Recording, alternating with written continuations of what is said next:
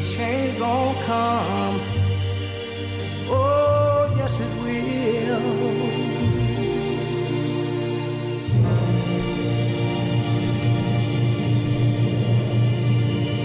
So it's been 164 days. Fitzgerald Matthews. What do you have, 2 first names, 2 last names? Fitzgerald Matthews. 164 days since one LaMelo was shot down there in the center of I-10 in broad daylight, surrounded by cops. Both deputy sheriffs, chief, policemen, patrolmen, and of course state troopers. And all of which participated in that shooting. Well, not all, but some of which, those agencies, 3 agencies, not the Biloxi PD, they're the ones doing the investigation, and we are patiently waiting 164 days. Wouldn't you say we're patient, bro? Pretty patient. Someone said that we were being impatient over the weekend. I don't see how. What else could we do? Of course, we still need to keep count. If you're suggesting that we're being impatient by letting my audience know that it's been 164 days and still no conclusion as to how a 3.5-month-old was shot. Okay, how much time would you say it takes? Because maybe we've not been informed as to the length of time should be given for a 3-month-old surrounded by law enforcement in broad daylight being shot. Where could we find that, bro? Anywhere? Of course, I guess if we request that of any one of those agencies, they would say that that's we have to use the Freedom of Information Act and probably not be privy to it. More than likely, yeah. You know, you guys can't have it both ways now. Can't have it both ways now. You can't say that we're supposed to trust and then all of a sudden say, well, I don't know. I don't know. Got plenty of information on this person who's been arrested for shooting a police officer in Georgia, bro. Quite a bit there. Yeah, usually when it's the other way around, the information is very forthcoming. Of course, this is Georgia. This is not local law enforcement. And by the way, I don't mean to pick on local law enforcement. I can tell you that we've not had as much of the situations that you've seen in other parts of the world. We really haven't here, folks. I don't mind telling you that most agencies that I have seen here along the Mississippi Gulf Coast, and even state troopers, have tried to perform professionally. Your brother was a former state trooper, right? Former state trooper and on several police and sheriff's offices along and across the coast. So, young man in Georgia was arrested. It was a traffic stop. And it went south for some strange reason. I don't know how that happens. Let's see. Well, he's African American, and the officer was Caucasian. Do you think that's always the M.O., Ro? Doesn't seem like it, doesn't it? Doesn't it seem like that's I don't know why that is. You know why that is? Anybody? I mean, I'm just trying to, you just don't see the reverse. What would you call that? Oreo? Well, 2 black officers, 1 Caucasian in the middle. To be an Oreo situation for sure. But yeah, no, you hardly it's ever. Always the reverse Oreo. See it. What would you feel of 2 vanilla cookies? What would you put in there to be the chocolate? Yeah, that'd be okay. That'd be fudge. Do they make those? I don't think they make those. Well, next time I'm on the phone with Herbie, I wish you would see if you can find one. I'd like to get one of those. I don't know what it tastes like. I don't like vanilla. I mean, I used to like vanilla wafers. Maybe you could use vanilla wafers on a chocolate. They did do the thing, though, where it was like the cream was on the outside and the cookie was in the middle. So, what was it, chocolate? It wasn't chocolate. It can't be white cream. You can't have both. No. It was the white cream was on the outside. You can't have white on white. It was the black. White on white would be too equal. But the cookie was in the middle, though. Cookie was in the middle. Oh, the cookie was in the middle, and right. You had the cream on each side. How do you eat that? I don't know. The Girl Scouts were giving that. So here's how it went down. The suspect refused to cooperate, says the officers. They refused to give his name and his ID, and so things escalated with the police officer, where is the officer Dylan Harrison, and so the officer tried to put him under arrest. He, according to the officer, continued to resist, and ultimately the man was tasered. The brother was tasered, and he was taken to the Wheeler County Jail. He was. He managed to get him in. You want to see a picture of him? Here he is right there. See that right there? See it, brother? There he is. Looks like, is that a camouflage he's wearing?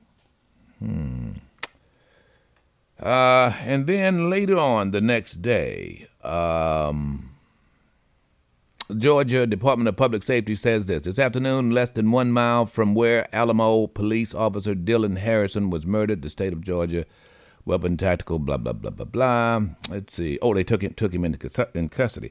I'm not seeing how the officer was killed, because I really like to know that.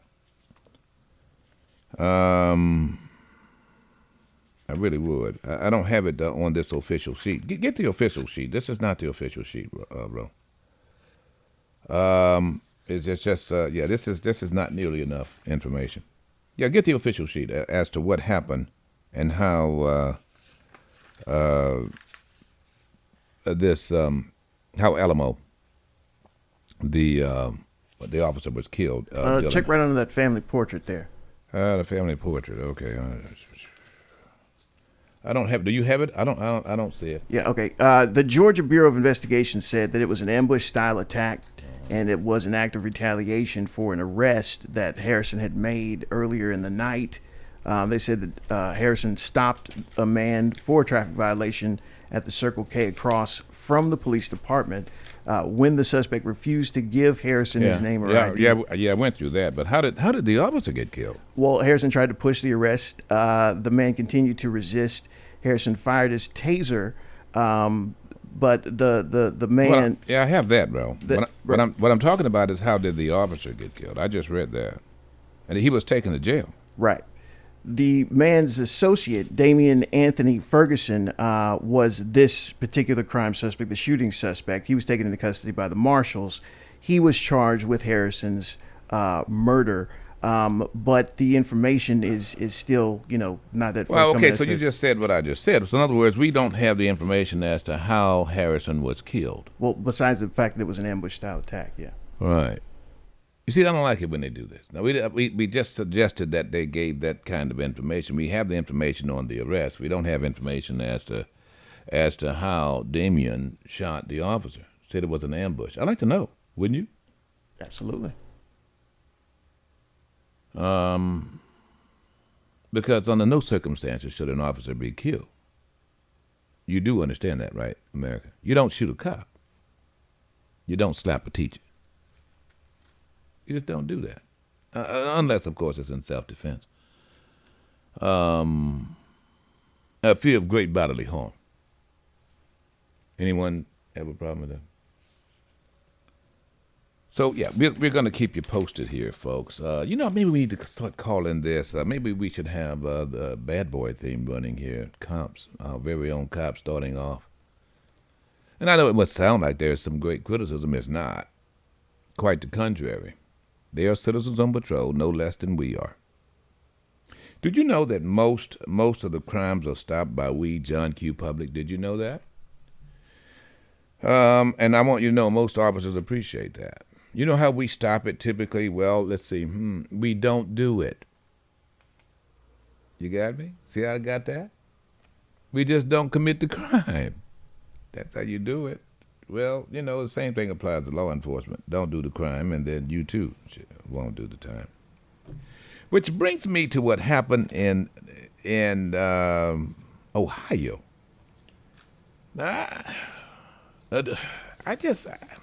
What do you say to this, Ro?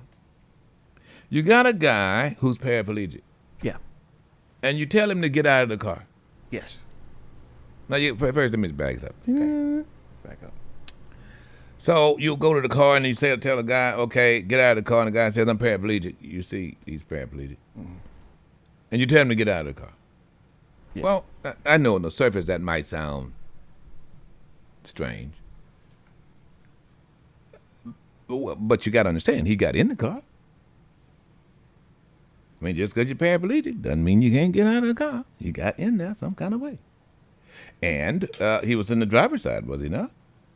Yes, he was driving the car. He was driving it. I know that might sound strange. How does he do that? You got the foot pedals and so forth. And I'm not saying this to be funny by any stretch. I'm not laughing. This ain't funny. This is the ability of those who are physically challenged to not let that stop them from having a quality of life. The question, however, is, how do you respect that? How do you respect? Yeah. How does an officer say, get out of the car and you're paraplegic? Well, it's easy. The officer says, okay, well, you're paraplegic, okay. You got to first obviously ask whether or not it's really necessary, but if it is necessary, you obviously, how did you get in the car? Yeah. Let the guy explain, well, this is how I got into it. I pull myself out on the other side. Well, okay, allow the guy an opportunity to do it. What is he going to do, run? Well, no. Come on. Now, that was funny. And not at his expense. It's at the officer's expense. This is overdoing it. You know what I mean? It's like, okay, so do we really have to go through this routine? You got me? At some point, as an officer, you've got to use some discretion besides, I'm the authority. Do as I say. No matter what. On the other hand, if in fact you were capable of getting in the car and you were paraplegic, there's nothing wrong with demonstrating that now. You know what I'm saying, bro? I mean, yeah. Look, I told you I'm equal opportunity when it comes down to insults or challenges. I really am. And I'm going to tell you, I have known people who are physically challenged to do things way beyond my ability. My Uncle L.C. was blind and had one arm, and trust me on this, I couldn't do the stuff he was doing. He's a Purple Heart veteran, by the way. So I want to go ahead and play the story. I'm going to warn you, we do have the body cam, and that sounds a little, you got a lot of reverb in it for whatever reason. Yeah.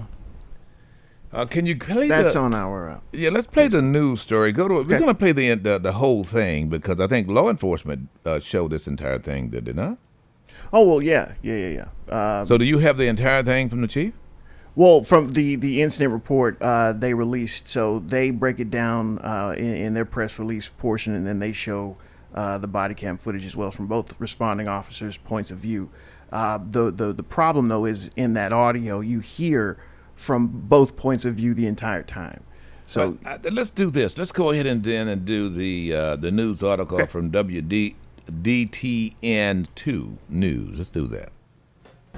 This is a situation that started from tipped being on the window that led to a situation where the African-American male being pulled out of a vehicle as a paraplegic by his hair. Clifford Owensby finally talked about the September 30th altercation. They dragged me to their vehicle like a dog, like trash. Dayton police say in a report they asked Owensby to get out of the car so they could search it for drugs. Owensby told police that he needed help to get out of the car. That's when things escalated. It was totally humiliation. It was hatred at its purest, and I keep getting whipped and whipped over and over every time I keep thinking about it. Every time I hear about somebody sharing that video, it is a constant reminder. The NAACP and other community police reform groups want law enforcement to enforce better training and protocol to prevent future situations. If they would have had the proper equipment and stuff out there to assist me with getting out of the car, I would have let them assist me getting out of the vehicle to conduct their search. I was at no point non-compliant with all of the demands that they were asking me. Owensby says no weapons or drugs were found in the search. He was cited by police for his 3-year-old child being unrestrained in the car and dark window tint. On October 4th, Owensby filed a complaint against DPD with the NAACP for profiling, unlawful arrest, and illegal search and seizure. Owensby is also pursuing a lawsuit but did not provide more details. Aaliyah Williamson, 2 News, working for you. Okay. I want to hear how the officer, do we have at the beginning when the officer approached the perpetrator? Right before he's taken out, or right when they're, In the very beginning. I want to see how this officer came about discovering that that he was a paraplegic. Can you? Yeah, this is right when the traffic stop starts here.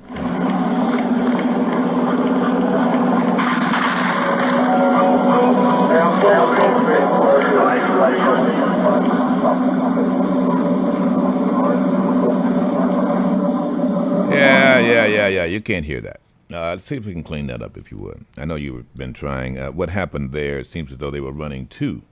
They had the body cam going and something else, huh? Right.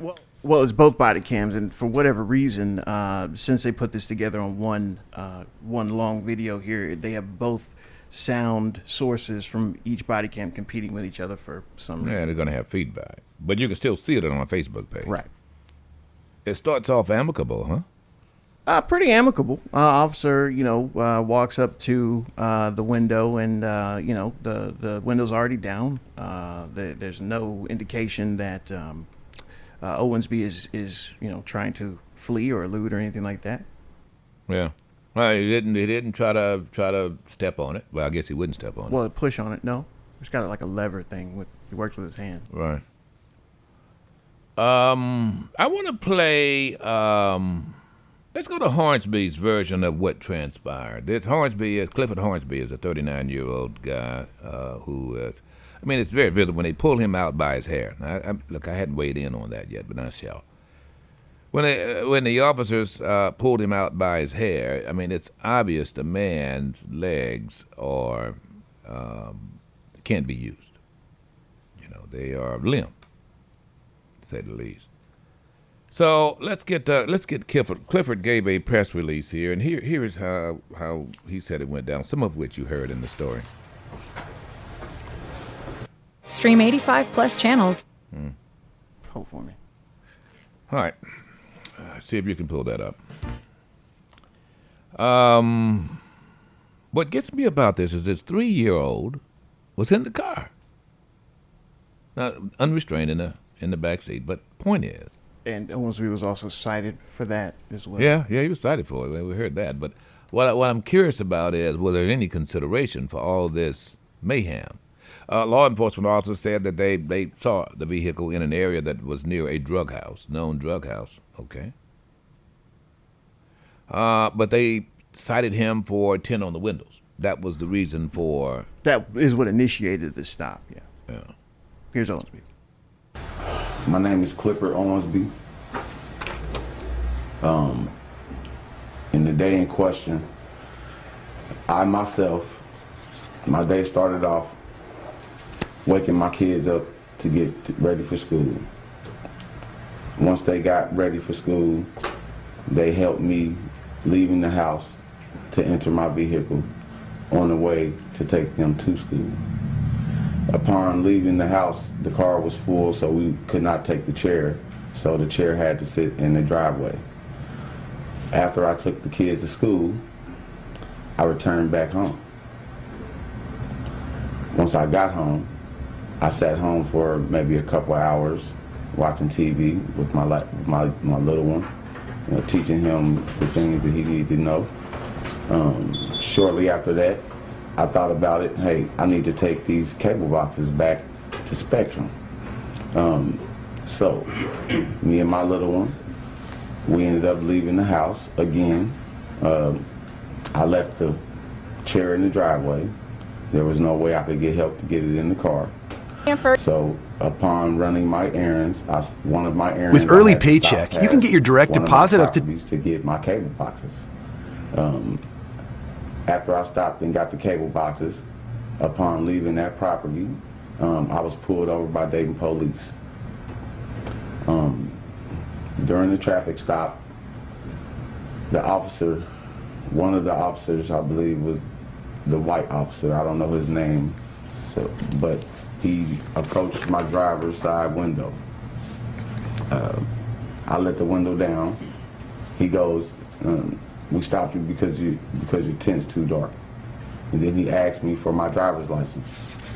I then gave him my driver's license, and he went back to his vehicle. His partner, then I noticed he approached the passenger window. He knocked on the window. I rolled the window down. At that time, he goes, "Hold on, roll it up a little bit more." And I rolled it back up a little bit more. He pulls something out and he puts it on the window. And he goes, "20% tint." I said, "Okay." He goes back to his vehicle. At this time, I'm sitting there just waiting on them to come back to interact with me. I'm under the impression I'm about to get a window tint ticket and be let go to go on about my day. When he came back to the vehicle, he goes, "Sir, can you cut the vehicle off?" So I shut the vehicle off. After I shut the vehicle off, he goes, I'm gonna need you to step out of the car. Due to your background, I want to do a free air sniff. And I go, "Sir, I can't step out of the car. I'm a paraplegic." He then proceeds to ask me, "Yes, you can step out of the car. You're gonna step out of the car because I told you to step out of the car." And then I proceed to tell him again, "Sir, I'm a paraplegic. I got help getting in the car, and I'm gonna need help getting out. I planned on getting help getting out of my car when my kids got out of school." He then goes, "You only have two options. Do you see your options here? You either step out of the car or we're gonna drag you out." I believe I called on the cell phone because I see where this was going, and I called on the cell phone and I asked for my brother, like, can you send somebody down here? Can you send somebody down here to witness what's going on? And then once I got off the phone, the officer continued to yell and ask me to step out of the vehicle, and then I asked him for a white shirt. I asked him, can he call his sergeant? The officer then goes, "I'll call my sergeant after I get you out of the car."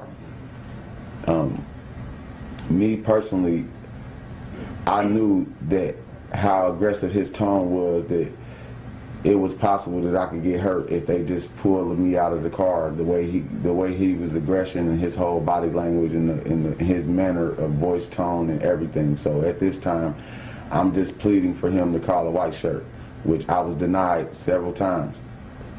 Once after that, he reaches in the car and unbuckles my seatbelt and proceeds to try to snatch me out the car.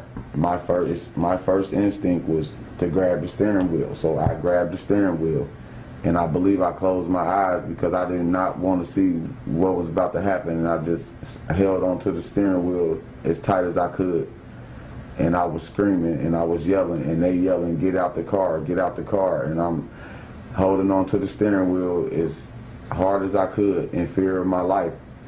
And then next, I felt him grab my hair and start yanking me and pulling me by my hair. I'm yelling and pleading, "I'm a paraplegic, y'all can hurt me. Can y'all please just call a white shirt?" And at this time, they still yanking and pulling at me. One officer prying my fingers off of the steering wheel while the other one is yanking at my hair, and the other one has my arms, and I had no other way to try to keep myself from falling or protect myself. Once they snatched me out of the car by my hair, they slammed me to the ground, and then just... Antonio Soprano. I want to know. All right, so Ro, you wanna? All right, so you was that it, Ro? We having some problems over there, or what? Yeah, not quite it. They basically hurt me. And at that time, I couldn't believe what was going on. I'm yelling, "Help, help, somebody help, somebody please help. Can somebody call the real police?" At that time, the officer grabbed my hair again, and he forced my head into the concrete of the street and put his knee on my neck, and the other one was grabbing my arm and forcing it behind my back. And I'm steady yelling, "Help, help." And the whole time they're yelling, "Get out the car, stop, stop, stop." And I'm just yelling for help. And yelling for help, "Somebody please help me." At that time, they knee in my back, knee on my head, arms forcibly behind my back. They dragged me. They dragged me to their vehicle. like a dog, like trash, like you take out trash. You know, a bag that's too heavy that you don't want to bust open, and you know what I'm saying? Something that's too heavy that they couldn't pick up. They dragged me to the vehicle, and they left me right there in the crease of the door, in between where your feet sit, for a second, and then they stuffed me on in the vehicle. At the same time, my hands were behind my back, and I couldn't really catch my balance, so I'm slumped over in the back seat of the cruiser. At this time, they're yelling, "It's your fault. All you had to do was stop resisting," or something to that nature. They did not find any weapons, guns, or drugs. They did find my money, which they took. I don't see where I did anything wrong in this matter, and I am lost for words for what they did to me. It was totally humiliation. It was hatred at its purest fashion. I have never seen or witnessed anything in my life. I truly feel. So one thing is to know that all the way up to this point, he was very compliant up until the officer's aggression. So we want to be clear about that. He was very compliant. Everything the officers asked him to do, he was compliant. Proceed. I feel that those officers had no respect for me, no regard of my well-being.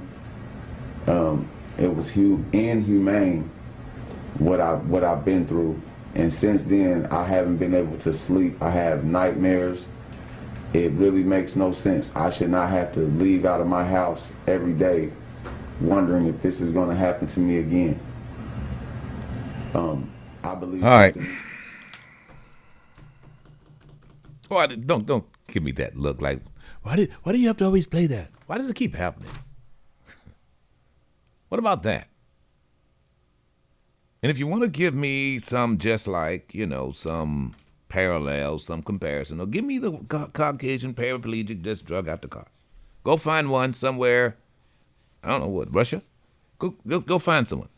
I mean, if you want to have that argument, let's have the argument. I admit, I don't have that information. I don't have the video of that. I don't know why we don't have the video of that. Do you know why we don't have the video of the African-American snatching the white boy out of the car by his hair? By the way, that's all in quotes. Do you have to tell someone after they see your leg? You see his legs dangling?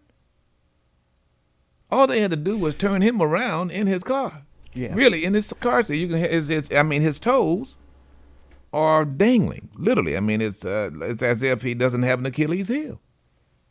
And you could see the difference in the size. And once the door is open, it's obvious. It's very obvious. You see the mechanism he uses for the gas. You see his legs off to one side. Come on. Both together. Come on. Fire these guys and charge them. Fire these guys. You could just fire them for having a depraved heart. No gun, no nothing. They fined $22,000. And, of course, Owensby says that's his life savings. I don't doubt it. Then they bring in the drug-sniffing dog. Smells like this money been around some drugs. Well, trust me on this, ladies and gentlemen. In Dayton, Ohio, all the money's been around drugs, especially if it's $100 bills. Pretty safe bet. I get so fed up with this. Understandable. You know what I mean? this is beyond race to me. It is all, it's race only in as much as the bigots that typically is this MO. But it's not manly. It's not, as a very strong man, I don't see any kind of bravado. This is all about authority. You're going to get up because I tell you to, paraplegic or not. Stand. I am the authority, and that's what you're going to do. Come on. Jesus Christ.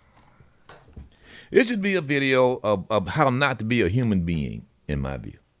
He saw Owensby as being, let's say, Rush Limbaugh called it human debris. or he was automatically judged to be, let's see, an assailant or them. It's us against them. And I'm looking like there's an African-American officer with him. Fire him too. Yeah. And charge him. Oh, absolutely. Got to be a handkerchief over his head, and he should put it over his badge. It's an insult. It's just an insult. Why work this hard over tinted windows, bro? And you've got a 3-year-old in the back seat. Well, I mean, when they go back, they run his information, and the whole complexion of this thing changes. Then they have to do a smell check. They have to see because. So did he have a record? Did he have a record? He had a record, yeah. Okay, what was his record? Come on, was it the child molestation? He killed his wife and kids? Well, did you want to hear how the Dayton PD described the whole thing? Yes, please. Here's what they had to say. Can't wait.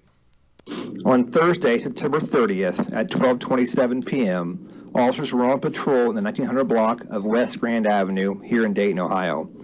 Officers had been alerted to a suspected drug house in that area, which they were monitoring for detectives of the Narcotics Bureau of the Dayton Police Department. Officers initiated a traffic stop on a white Audi that was observed leaving the residence.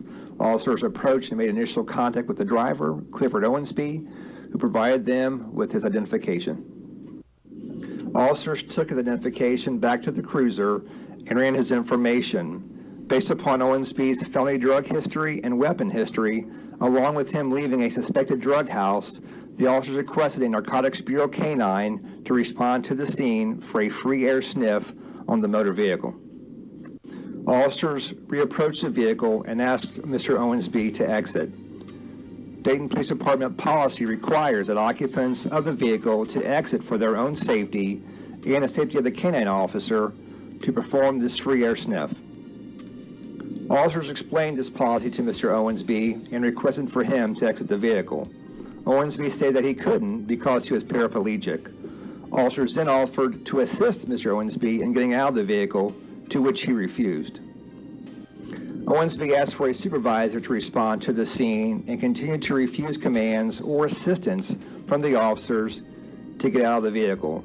As the officers began to remove him from the vehicle, Owensby grabbed onto the steering wheel of the car in an attempt to prevent the officers from removing him from the motor vehicle. He was then forcibly removed from the vehicle. Officers then placed Owensby on the ground in order to secure him. Officers had to then pull his arms behind his back in order to handcuff him. There was also an unrestrained 3-year-old child in the backseat of the vehicle who was later removed by an officer.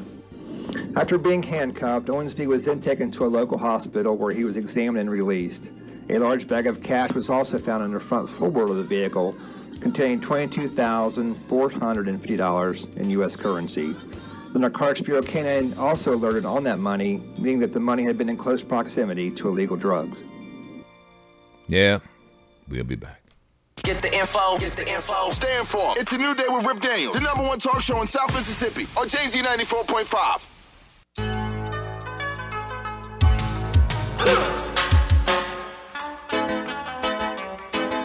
Bad boys, what you want, what you want, what you gonna do when Sheriff John Brown come for you? Tell me what you wanna do, what you gonna do? Yeah, bad boys, what you gonna do? What you gonna do when they come for you? Bad boys, what you gonna do? What you gonna do when they come for you?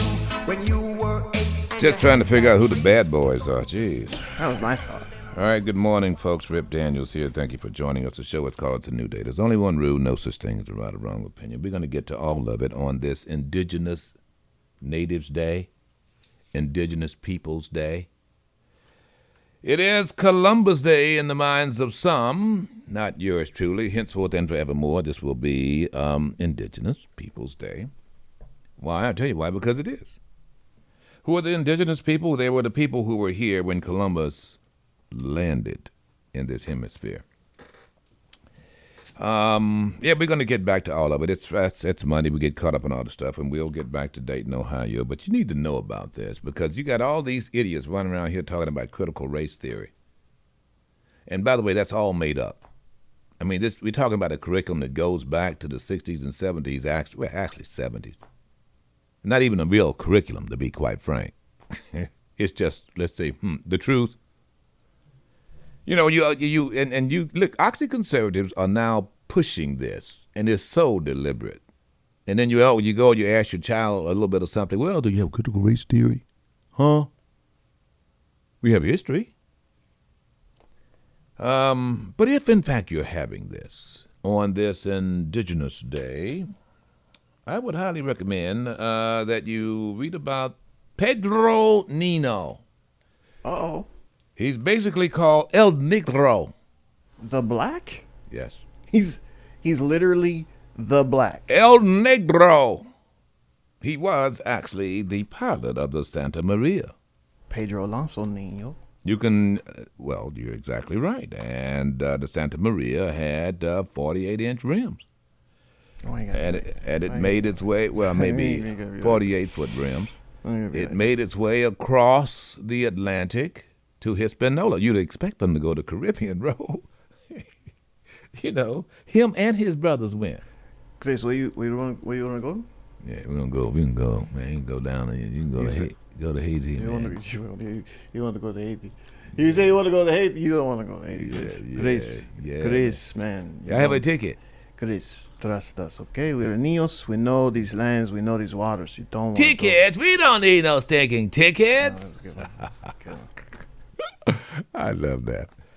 Well, look, folks, it was only, 2 years ago that I learned that there were actually Negroes along with Columbus.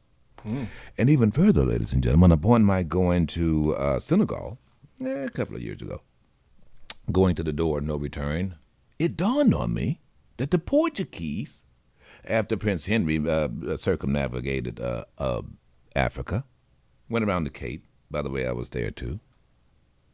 It dawned on me that we're talking a century and a half before Columbus that you had enslavement. You heard me right.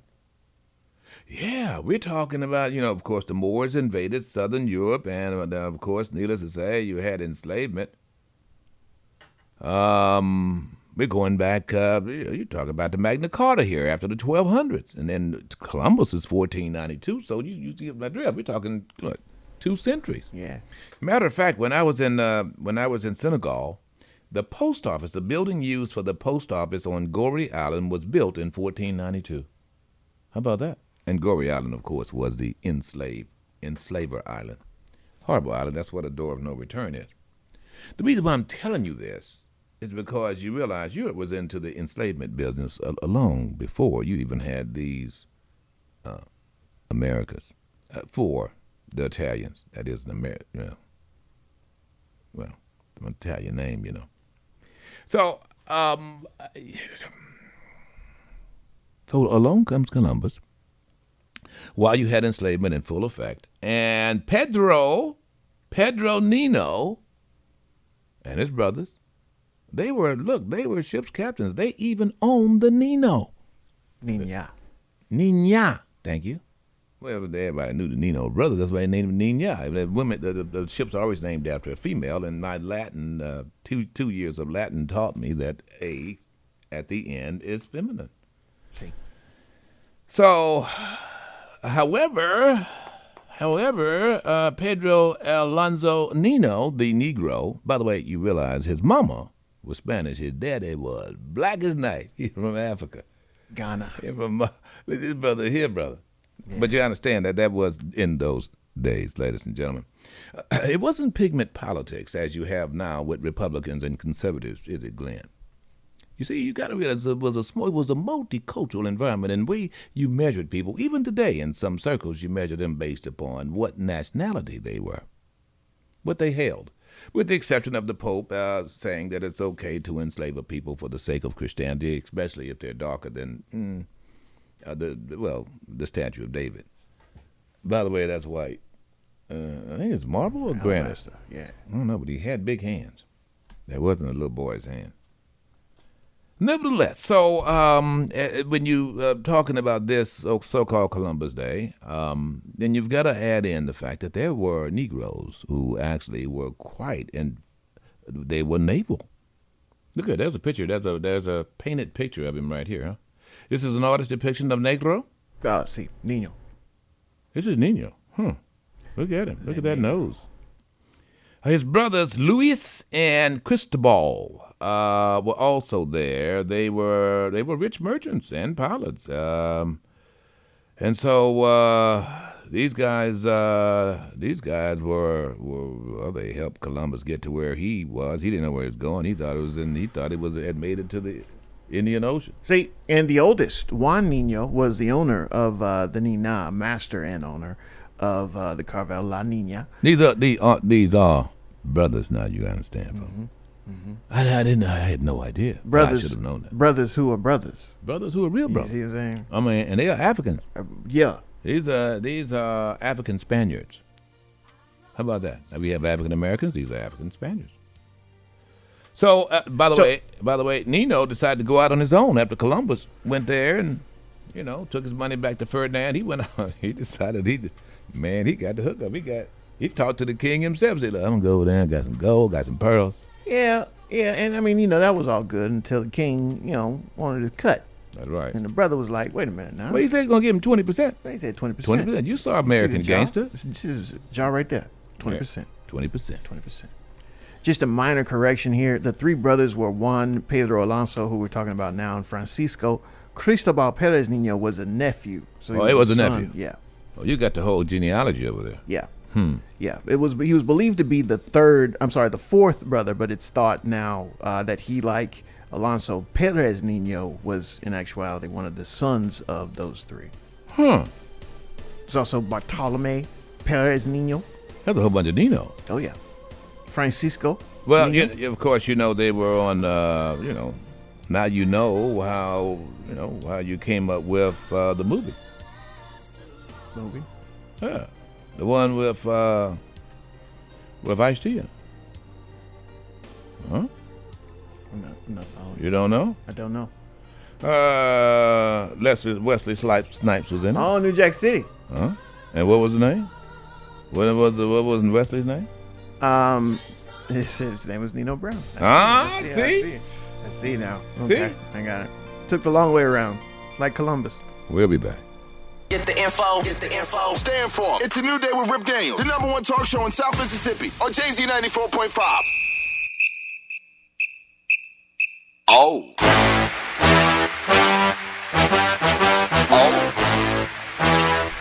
Okay. Ah! Oh. Did I tell you the Saints won?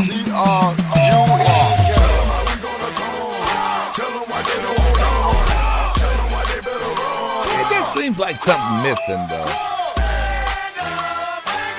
Oh, yeah. I know what's missing. A lot of injured players.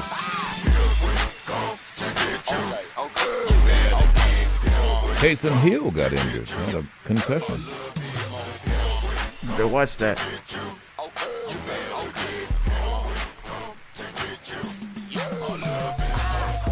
All right, folks, I'll gloat just a little bit, but it still doesn't seem the same. I don't know. Ever since COVID hit and Drew Brees is out, I just ain't the same. I don't see the eye in the tiger in Winston. I just don't see the eye. I never have seen the eye of the tiger in Winston. He's just, I just don't. I think he has incredible talent, but I don't think he has very good leadership skills. I don't think that maybe he hadn't played enough. I don't know. But you've got to have confidence in your QB. Yeah. He did something yesterday that I thought was very, very helpful, and that was he ran. Of course, needless to say, the turnovers were horrible, but I think his greatest strength is going to be that. And unfortunately, quarterbacks like him will not want to run because after all, they can get injured. Yeah. But I think because he's such a big guy and he could take it, it will really help the Saints if he would. Absolutely, and I think it'll galvanize that confidence in him from the rest of the team as well. I mean, that's the strength of Taysom. Besides being a crazy white boy, end quote. He'll do just about anything, and then always that threat to run or throw, or both. And being a threat is what works. But at any rate, hopefully I'll regain some spirit here. I'm trying to. I really am. All right, folks, it's Monday. We're getting caught up on all the stuff that happened over the weekend. Been a lot of stuff. We're going to bring you up to speed, up to date. And yeah, for those of you who want to weigh in on what happened in Dayton, Ohio regarding the paraplegic, look, I appreciate that. We'll go ahead and chat about it. Go to It Is a New Day Live, and you can weigh in on our chat room. If you can't just call in, you can weigh in. Vo says, who is it, Vo? Says, Rip, don't you understand America's now Hitler Germany? It's going to get worse because we believe in abusive behavior in this country. Don't take my words, just go outside and wait. You'll see someone willing to abuse someone else. Well, hate to have that be that cynical. But I see the authoritarian part of it, but especially when it comes down to those individuals who would support the previous president. Then I got this. Rip, can you actually have a flag that says F Joe Biden in Mississippi? Can you have curse words on a vehicle? Well, bro, I think you can in the state of Mississippi. I think bumper stickers are protected. I know someone who was stopped because they had the F word over a Confederate flag. Yeah, there's a state-by-state thing. You're going to get in trouble quicker for, verbally swearing at someone from your vehicle than you are for curse words on your vehicle, surprisingly. So they were saying that this writer says that somewhere that along the Gulf Coast during cruising the coast, people were wearing their politics on their sleeves or whatever. On their trucks. And there were several Jeeps that had F Joe Biden. You know what gets me about people who do that? Of all the things I wouldn't want to have, it would be the name of my nemesis. I wouldn't want to spend one dime on that, would you? No, I talked about this yesterday. Yeah, especially if, you face some sort of blowback from that as well. I'm citing Mississippi Code 97-29/47 is public profanity or drunkenness. Now, this just talks about indecent language, but it doesn't specify whether or not it's written or verbal. So at most, you're facing a $100 fine. But still, you paid for your paint job to say F whoever, and then now you got to pay another $100 on top of that because it's against the law. What gets me about it, though, is you know what elk always do the same thing. They will invest in their bigotry. Oh yeah, heavily. Heavily. I can't help but think to myself, would I really want, I had someone try to send me, I used to get these Confederate flags with little names on it and words. I didn't want to have a Confederate flag, whichever. Actually, I had designed a Never Again banner that had some remnants of the Confederates in it, and even then it was like, oh, man. Of course, the more prevalent was the black fist in front of it, crunching it, so I was tolerable. But ma'am, sir, if you saw that, and I would just laugh at it. Oh, you like Joe Biden? Because love me, love to hate me. But the more you put my name out there, I told you about the guy that had one of those little cartoons that had the urinating little boy, and actually took the time to cut out a Rip Daniels. Yeah. I thought to myself first, I want to say something to him. Then I thought, that's advertisement. Right. Somebody's gonna pass. Who's that? That's advertisement. That's a person who knows me. What? Would have ridden by the truck and be like, "You like Joe Biden that much?" You went and bought a flag with his name on it? Well, no. You want to do that to him? Why? They just so dumb. You maggots are just dumb. I don't know what else to say to it. Talk about dumb. Now, Joe Biden has decided that he's not going to have presidential privilege to the papers of Donald John. Now, here's a guy who wouldn't even sit down, shake the man's hand once he won. No. and there are people who support him. Now, you don't get any worse than that when it comes down to sore losing. Here's an ex-president that to this day has not made amends. To this day. With the sitting president, and then it's going to turn around and go, hey, Joe, you know those papers? and my video of me and those 4 or 5 hours I didn't do anything for police, I don't want you to show those, okay? Can you do that for me? Can you look out for me? Yeah, I know. I didn't shake your hand. I didn't come down there, but now, this is bigger than that. Here, Washington D.C. Deal ain't done till you shake my hand. Oh, so that is Joe. I got you. We'll be back, folks. WJZD FM Long Beach, Waveland, Goshen, Gulfport, the all-new JZ 94.5.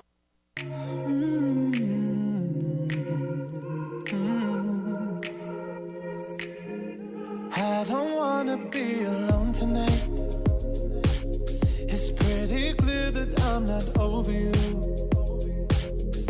I'm still thinking about the things you do. So I don't wanna be alone tonight, alone tonight, alone tonight. Can you fight the fire? I need somebody who can take control.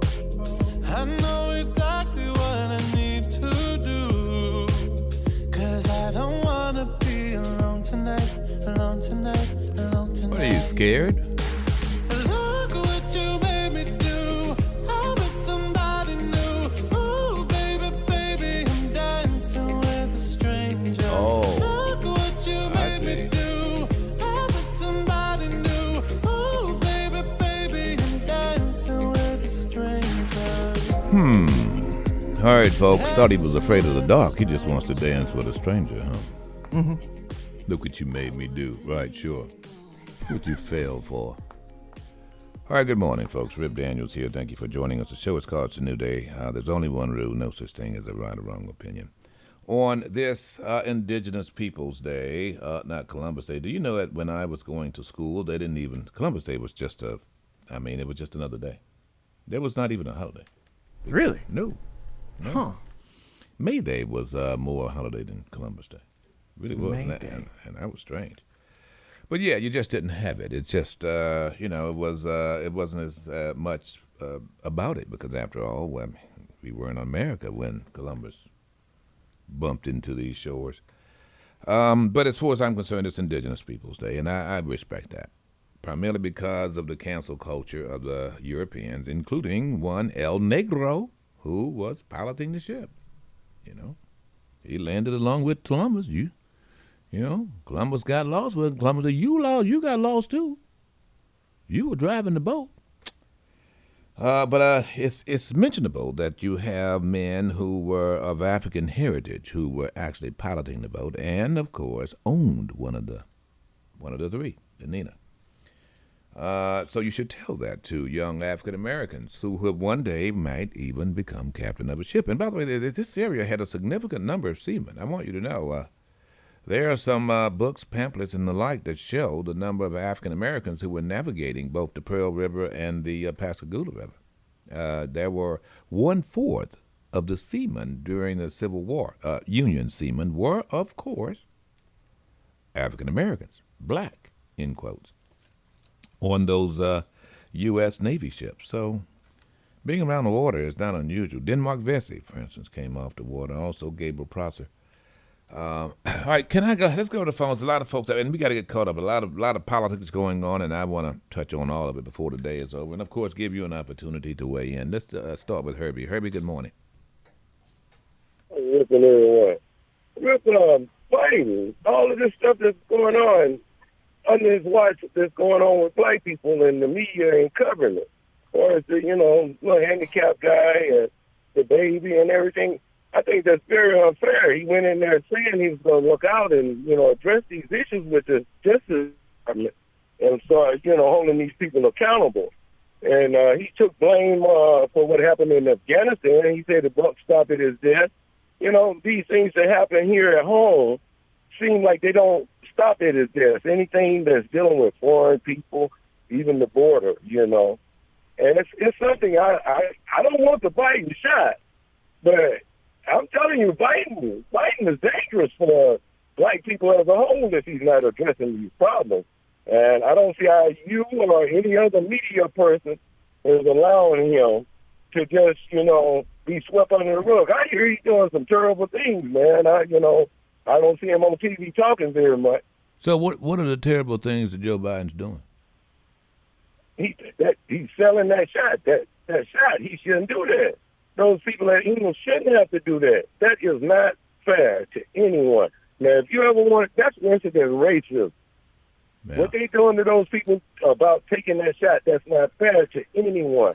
That's a rush job, just like the Iraqi war was a rush job, just like Afghanistan, a rush job. So in other words, pay attention that we had bigger fish to fry other than this Biden shot that he's promoting. You know.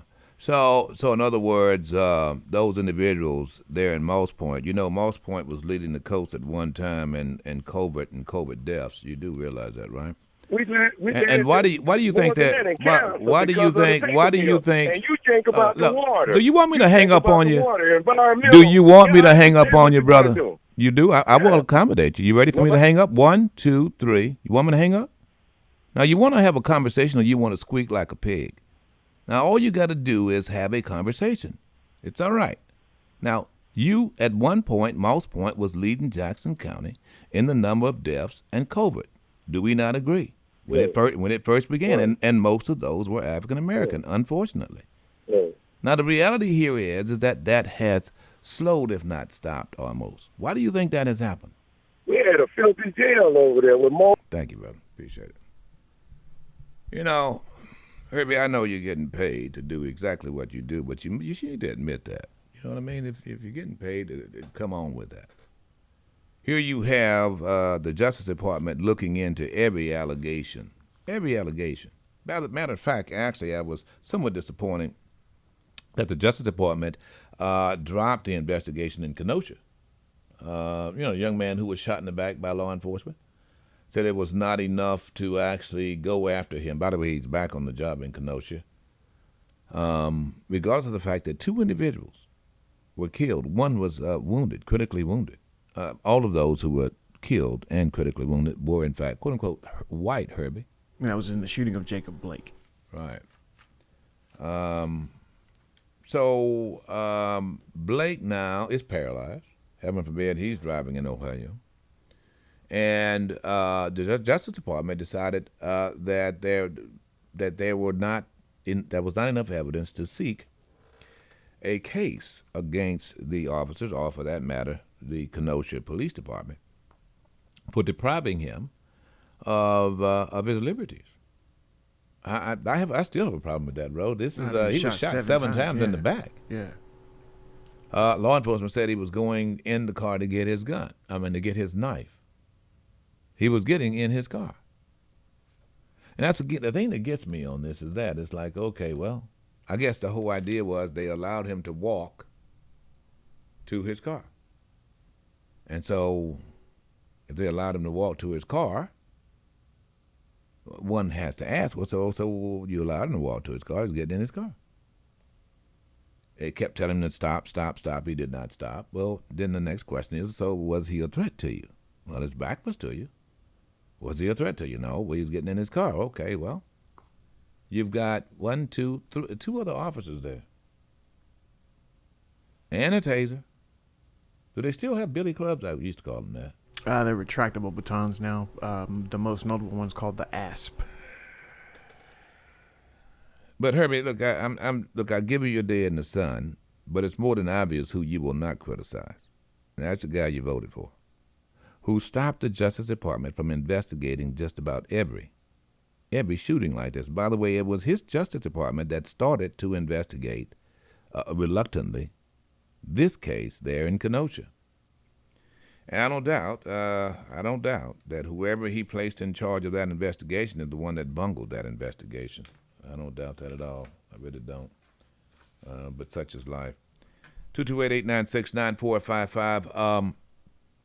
I think it's become more than obvious that, and it should be for especially my conservative listeners, you guys who consider yourselves Republican, that the Republican Party is in disarray.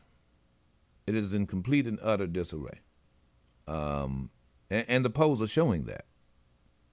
Big election going on in Virginia, and it's anybody's guess. See, what has happened now is that many many so-called Republicans / conservatives are becoming extraordinarily disenchanted, or they're waking up. The veil is being lifted from their faces. Primarily because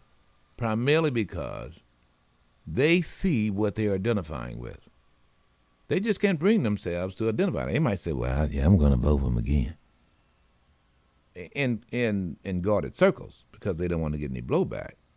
But the truth of the matter is that they cannot bring themselves to ignore the repugnant character of one Donald John. So now there's a book coming out, and now there's a video, we understand, coming out that will show exactly what the double-impeached Donald John was doing while cops were getting the heck beat out of him. It's even suggested that the little video he did whereby he said, okay, y'all, stop now, go home. It even been suggested that there were 2 other trial videos that did not say stop. Quite the contrary. Said how much he was proud of him. And so now the select committee is going to find out. Now, I do have a problem with Democrats, as I call them, when it comes down to how they respond. Bannon refused the subpoena. Yeah. The Justice Department need to put him in jail right now. You got me? And Congress can't do it, for what I'm understanding. Actually, Congress has no administrative powers per se. There is no, outside of the Capitol Police that are there to protect the Capitol. Actually, I think they answer to the Secret Service, if I'm not mistaken, or they fall into the same kind of guise. Now, of course, the Secret Service answers to the president directly, but Capitol Police responding to the Capitol, obviously. But I think they fall under the ultimate supervision of the Secret Service. Now, I might be wrong on that. You guys can check it and make sure. But here's my point. Who is the authority to go out and serve the subpoena? It is not the Capitol Police, and it should be, in my view. Every one of those individuals, 4 of those individuals who were subpoenaed to testify, all of which, maggots, Trumpettes, they need to be locked up, defying Congress and the subpoena in Congress. We've already had the Supreme Court rule on this. There's no executive privilege because the executor, Joe Biden, is not defending these guys. Bannon needs to be deprived of his freedom immediately. Now, you got to understand, ladies and gentlemen, Bannon was pardoned before trial, before anything, when he was indicted for embezzling, defrauding money for the wall. You guys, let me tell you, you guys, when I look at some of the defense I see for the double impeached Donald John, you guys are a piece of work. You really think that common sense individuals, most of us independents, will look at you and not go, but you'll vote for him again? Y'all crazy? Can you trust what this guy's gonna do? You just had a nuclear engineer, a nuclear sub-engineer, and his wife try to sell secrets about the subs to a foreign government. No telling who that is. You think Donald John won't do the same? For a few bucks? Please. But it's unconscionable when you see what is happening. Now, as we get closer to next year, trust me, there's going to be more and more information. We're going to find out about Donald John's economics, his taxes, and what he was doing January 6th, and even the Mueller report, and how he sought and did manipulate that. Folks, look, you can't make this up. I see the strategy. Mitch McConnell sees the strategy. And any elected official outside of those in Mississippi who allowed that stench upon them, I don't know, the conservatives in Mississippi like to smell like that. Roll around in it. They're root in it. Whew. They're gonna root in it. Whew, something stinks in here. That me or what? But I'm going to tell you, as we get to the midterms, you mark my words. Look, I hadn't been wrong with this. The greatest motivation for people with common sense and decent, hard-working Americans to vote is anything with Donald John on it, because of how repugnant his character is and how people see through the charades. They understand that he was performing. They understand that all of that, the tweeting and all of that, was branding. It was advertisement, and he knows how to do it. And some of you fail for it, like the guy under the tree. You know, it's just some of you think that's presidential. Not even close. Not even close. That is marketing, and I know something about that. I've been in that business 40 years. All right, 228-896-9455. Hang on, Brother Daniels. Miss Faye just popped in ahead of you. Can I go to Miss Faye? Good morning. Good morning. How you doing this morning? I'm doing well, Miss Faye. That's good. I think a few things, and I'm trying to run through it quickly. Okay. As far as Bannon and all the crew of Donald John, I think that the Congress don't want to criminalize. They don't want to, but everything they did was criminal, and you can't run around grateful on it. And then while he was in office, they didn't show the power that they have. If you're a separate and you have power yourself and you refuse to use that power, and then you still trying to not use the power that you have, that's ridiculous, because it's going to make things worse for the United States when you believe in law and order and everything, and then you try to color up the bad things. But when the ordinary person do the same thing, then you want to throw the book at them. And that is just ridiculous, because as a country now, I think that we're going down. We're not coming up, because we had a person in there that didn't know what they were doing, and people in this country that don't want to do nothing, and they want to make people think that they're doing great things, and their own thing they're doing is lip service.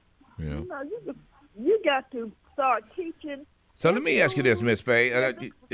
You're kind of repetitive. Let me ask you this. Do you think that the officers in Dayton, Ohio should be charged with a crime for dragging the young man out of the car who's a paraplegic? Yes, because he might have a record or something like that. But when you're a paraplegic and you think that you, just because you're a policeman, you could just order him to get out of the car, and he done told you that he was paraplegic. Do you know what that means? That means he can't walk. He can't do anything as far as walking by himself. And that's just nonsensical, because you got to have some sense when you put a policeman. Yeah. But if you don't use that, that's wrong. All right, Miss Faye. You had something else?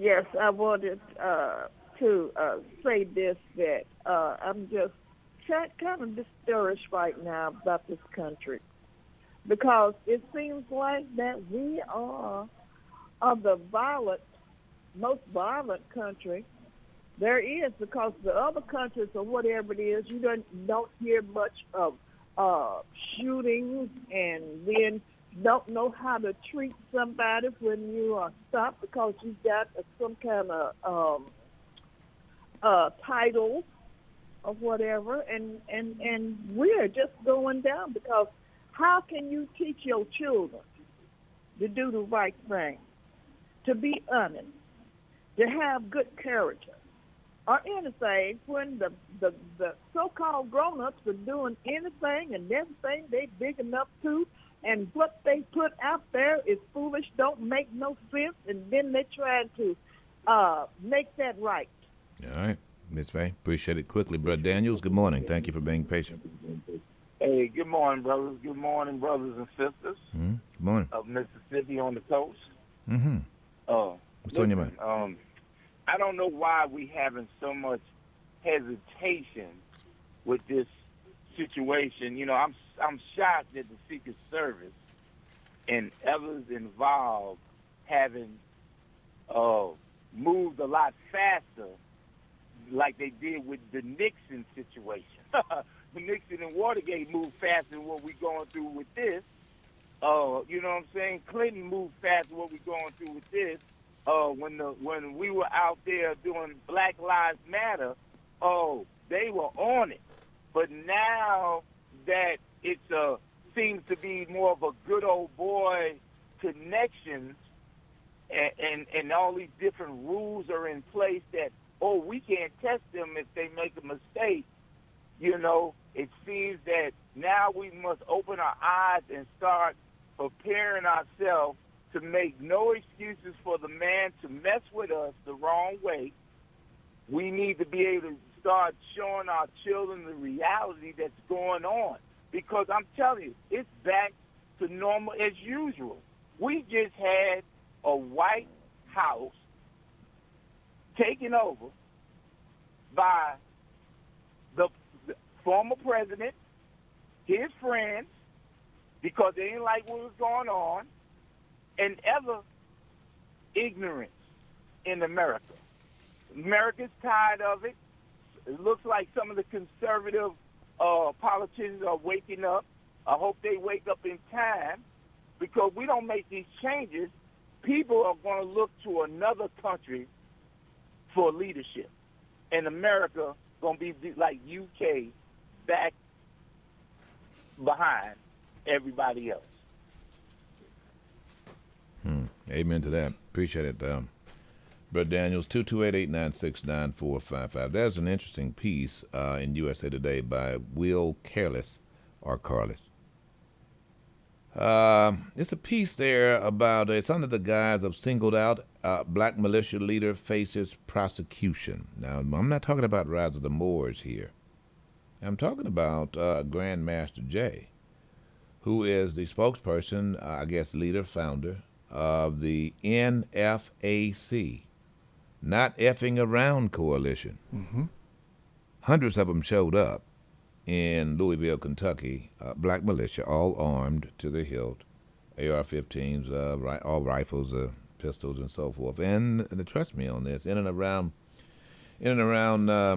Atlanta, it's not unusual to see them, especially around Stone Mountain there. And so now he's been charged, Ro. He's been charged with, a crime of sorts. What is it? There's a criminal complaint filed against him. It was there in Louisville, Kentucky. And it is being suggested that Jay levied his weapon with a light on it, had a flashlight on it, at the rooftops. And he was aware that snipers were going to be on rooftop. And so they charged him. You have it? Yeah, here's Wave 3's story on the charge. Self-proclaimed militia who marched with armed followers down the streets of Louisville. In the next couple of days, Grandmaster Jay will face 2 judges in both state and federal court. But his stint in Louisville alone didn't tell us much about the Grandmaster. So Wave 3 News troubleshooter Natalia Martinez took a look to find out in her latest investigation. She joins us now live from the courthouse. Grandmaster is expected here at the courthouse for those state charges tomorrow, and then he'll face a federal judge on Monday. But who is Grandmaster? Here's what we found. Do you know me? Well, if you don't, you're about to. From DJ to YouTube blogger, and later, the leader of the self-proclaimed militia group, the NFAC. The many faces of the grandiose Grandmaster Jay. We are going to burn this mother down. Leading armed protests in cities across America, including Louisville. So no, I don't expect to come anywhere to get arrested for anything because I don't break the law. The FBI disagreed, arresting Grandmaster Jay, or John Fitzgerald Johnson, for this. Cameras catching him pointing an AR rifle at agents and police on a rooftop downtown. This exclusive video of the moments directly after. He'll now face a federal and state judge on felonies in the upcoming days. Now you got to go into the toolbox and take out something a lot stronger. The FBI, though, is still investigating for something we found buried in his military records, too. Discharged from the Army not once, but twice. Johnson had somehow managed to re-enlist despite the first other than honorable discharge. We got his records straight from the Army, along with his numerous military arrests.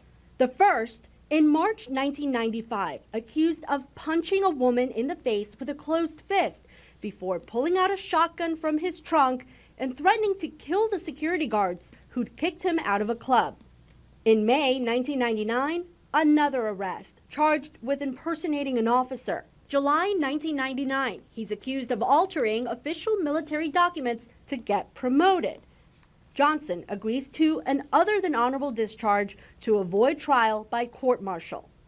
But in August 2003, we found more military documents despite his first departure, with another arrest citation stating he threatened to kill his partner and her platoon sergeant with a semi-automatic Bushmaster. In 2005, Johnson again bargains with the Army for a second other than honorable discharge to avoid court. Do you know me? Well, if you don't, you're about to. 7 years later, Grandmaster J is born, a term reserved as an honor in the DJing world, except there was one problem. He wasn't really known in the industry.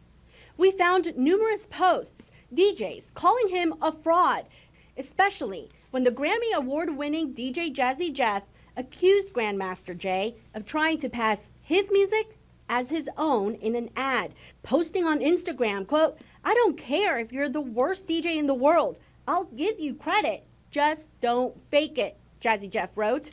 I don't know who the you are, but you about to get shot. Fast forward another 7 years. Johnson reinvents himself yet again, this time as a militia leader, keeping the military gear and the Grandmaster name, remnants of the two other chapters in his life. That what source was that, bro?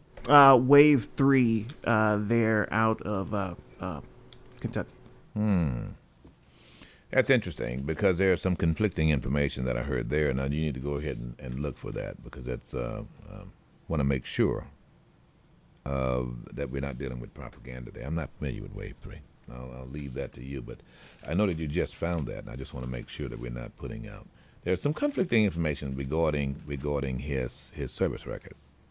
It's kind of an interesting situation. I'd be curious to know which is true. Let's put it that way, and I'm not gonna weigh in beyond that. But however, I could tell you, given the fact that they are militia and they are African American, there's no doubt that COINTELPRO still exists, and that there are individuals that would like to see what is necessary to actually demean him, of course.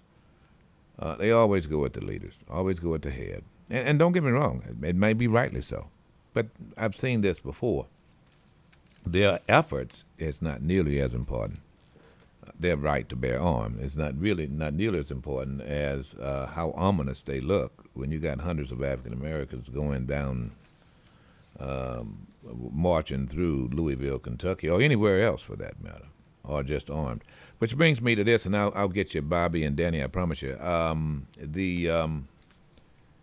The Rise of the Moors, they had the arraignment, Ro, and we're waiting to see how that turned out. There was, in fact, some, I guess, some contempts that were threatened. Whether they were acted upon, we don't know for sure. But there has been a blackout of information coming out of there in Massachusetts. All right, 228-896-9455. Danny, you're next. Good morning. Hey, good morning. Yes, sir. Listen, we remember the time, that thing about Black Panthers. Remember when they went into the wrong room? Yeah, you need to turn your radio way down, Danny, else you'll get confused. You're hearing some feedback there. Remember when the Black Panthers went into the wrong room when they stormed the government, the Capitol? Remember that? When the FBI went into the wrong room? When the Black Panthers stormed Ronald Reagan was governor at the time, Right. and the Black Panthers went into the wrong. They were supposed to go in one room, but they went into the other. I remember them going into the Capitol. I don't remember that situation specifically. But All right. What happened was their mindset was just like them at the time, and they ended up going into the wrong place. And remember, they got charged with the rifles because they went into where they were having the meeting, like when the January 6th went into. Were trying to get into where the Congress. Oh, okay. They was in the legislature. They went into the legislature, is what you're saying? Right, the legislature. Right. That's it. See what it is. We have to do it a different way. We have to be smart about it. We can't do it the way our Caucasian brothers do it. We have to start infiltrating both parties, not just Democratic Party, but we have to start infiltrating Republican Party. When we had the senator from South Carolina, who I thought would have worked for looking at both sides, but we see how that went out. We always have one Uncle Tom that just, he has a chance to make a change, but the money is more important to him. You talking about Tim Scott? Change for him and the people. You're talking about Tim Scott, yeah. Yeah. So what's happening is we got to think smartly and infiltrate with. Now we have a lot of European Americans, Italian, Irish, different people that were there at the Black March. We have to start having them work with us to infiltrate and get into these positions, just like in the coast, just like in Mississippi. They don't like nobody messing with their money. The flag is gone. A lot of people are gone, but there's still places that we need to have people to infiltrate to make the change complete. Until that is done, we're going to keep going through this forever. Hold on. Hold on, Danny. I'd like to explore that. We'll be back. Get the info. Stay informed. It's a new day with Rip Daniels, the #1 talk show in South Mississippi on Jay-Z 94.5.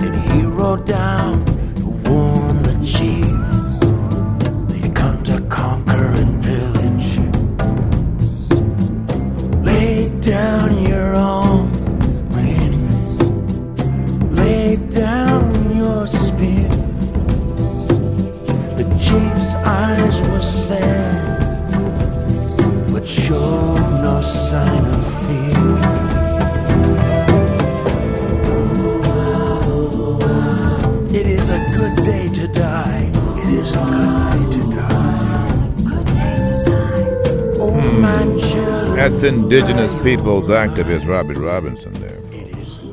Also a member of the Canadian Artists Against Racism. That's a piece that was that harkens back to Custer's, dealt to the charge of the massacre of natives there in and around the Dakota Territory. All right, good morning. Rip Daniels here. Thank you for joining us. The show is called It's a New Day. There's only one rule. There's no such thing as a right or wrong opinion. It's Monday. We get caught up on all the stuff that happened over the weekend. It's been a bunch. I'm just scratching the surface. Well, hopefully we'll get it all before the show's end. I want to go back to Danny. Danny, what do you mean by infiltrate? Yeah, when I say infiltrate, I've been in the Army. I was in the Army for about 4 or 5 years. I was supposed to go to Fort Bennett for Officers Candidate School, but I ended up paralyzed for about a year or so because the doctor didn't like me and gave me a shot of cortisone and messed me up for a year. And I was sitting in Walter Reed, So, But what I learned through what we have seen, and how, and what I love about you, Rip, I love the way you try to encourage people. You got to get involved, but you got to speak. Let the people see the enemy. We can't be like the enemy, because if we be like the enemy, they'll get confused and they'll only see us.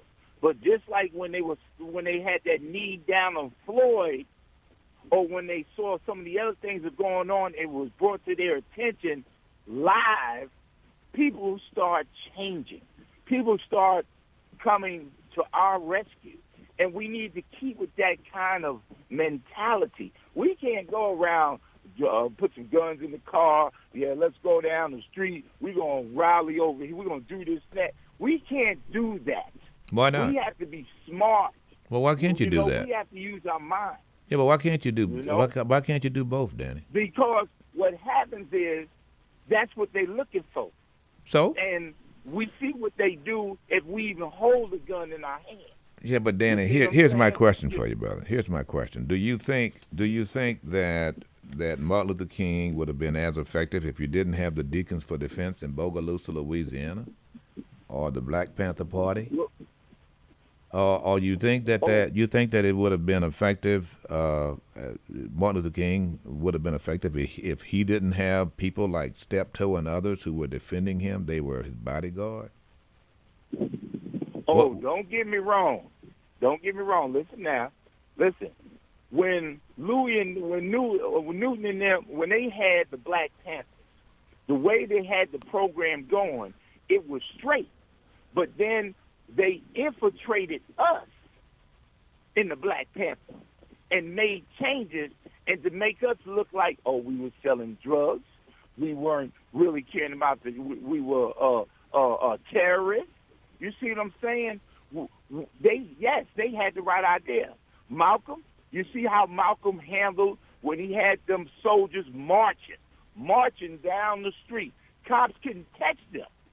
They didn't go toward the cops, but the cops realized, these some smart. How do you? That was just in the movie. I mean, that was in the movie there. But in the real life, because I lived there. I was down a couple of blocks down the street, young when this happened. Yeah, but here's what I'm saying, Danny. You seem to be saying that African Americans don't have a right or the responsibility of defending themselves. They have that. I mean, you're not suggesting that. Oh yeah, they have that. Yes, yeah, they have that. But what it is, we got to see. If you watch everyone else, even like the ones that the Caucasian man had spit on, treated them like garbage, put them in concentration camps, even though they were Americans, the Japanese, the Chinese. See, they knew they couldn't go that way. They knew they had to go a different way dealing with the man. You understand? To get what they need for their people. And we know that too. Just like when you go up there and you speak on those different topics and make them realize that you need to make these changes or hell's going to break loose. That is based mostly on verbal, not showing gun. See, we're in a time now, every time a man of color has a gun in his hand, he a terrorist, or he a drug dealer, or it's nothing about protecting himself. Yeah, but listen. But now, Danny, it depends on who's evaluating this. And so, what I'm getting from what you're saying is that you're concerned about how you looked and the impression you give. That's what I'm hearing. Okay, well, I mean, I have a different view on that. But if you, and I agree with your view, Rip. I agree with your view. It's just that our children, they're coming out not thinking first. Their actions come. See, I love the way we had a lot of young people in that march, in that Black Lives Matter. They spoke strongly, but they knew how to be careful and not break the law. All right. That's the key. We got to be strategic. That's what I mean. All right, Danny. Appreciate it. I appreciate your view. I might disagree completely, but I do appreciate your view. I don't think it's either or, ladies and gentlemen. I really don't. And you're not going to control how people perceive you. They're going to perceive you. Stokely Carmichael was not armed when he came up with Black Power, but he became a militant in the eyes of many just because of his words. The greatest weapon that Martin Luther King Jr. had was his words. And now you've got conservatives trying to use his words as it applies to critical race theory and manipulating their listeners. It's hilarious to me, but it's also dangerous. But I will give you one bit of advice, Danny. You cannot control what they say. You can't control that, brother. And you can't plan your strategy based on what they say. You deal with what they do. You know, someone shows you who they are, believe them. They can tell you who they are all they want. You don't have to believe that. But when they show you who they are, then you got to believe that. But you don't measure yourself on that. If I did that, I wouldn't be doing this broadcast. I wouldn't. You know, it is irrelevant how I am perceived when I'm giving, be it my opinion or for that matter, commentary. What I do offer is a forum whereby you can offer what you think. You got me? And that's the key here. You know, but don't be so preoccupied on what they think and how they react. You know, I think if that were the case, then Martin Luther King would have kept his mouth shut, or any of the other individuals who have stepped forward to actually bring this move, the pendulum. You know, if you don't make waves, you're sinking, brother. You're drowning. Can I go to Bobby? Bobby, good morning. Good morning, Rip. How you doing this morning? Doing well, brother. Rip? Yeah. Rip, man, I haven't saw the video, so I really can't speak. I know a whole lot about it. Well, just by hearing and talking with people, man, Rip, how can you pull a handicapped man out of a car? You have to be a special evil person to grab somebody by their hair and pull them out of a car. Hang on, Bobby. Hang on. We'll be back. It's a new day with Rip Daniels, the number one talk show in South Mississippi on Jay-Z 94.5. Here it is, the official Monday morning love song. Mary J. Blige.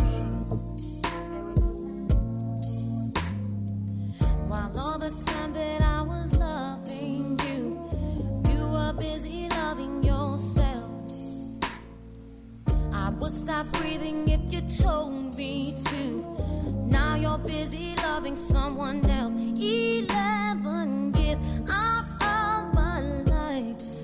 Besides the kids, I had nothing to show. Wasted my years, a fool of a wife. I should have left your ass long time ago. Well, I'm not gonna cry. I'm not gonna cry. I'm not gonna shed no tears. No, I'm not gonna cry. Not the time, 'cause you're not worth. Now, if you come on, guys, and you hear her playing this song, don't say anything. Just pick up that bag to the left and just walk on it. And don't leave your dog there either. I'm saying, you gotta go. Was a lover in your secretary, working every day of the week. Was at the job when no one else was there. You had a good weekend? Helping you get It was all right. Better than this brother's for sure. You gonna cry? No, I ain't gonna cry. And you can leave me at the drop of a dime. Swallow my fears, stood by your side. Don't cry, bro. I should have. You know I'm crying over here.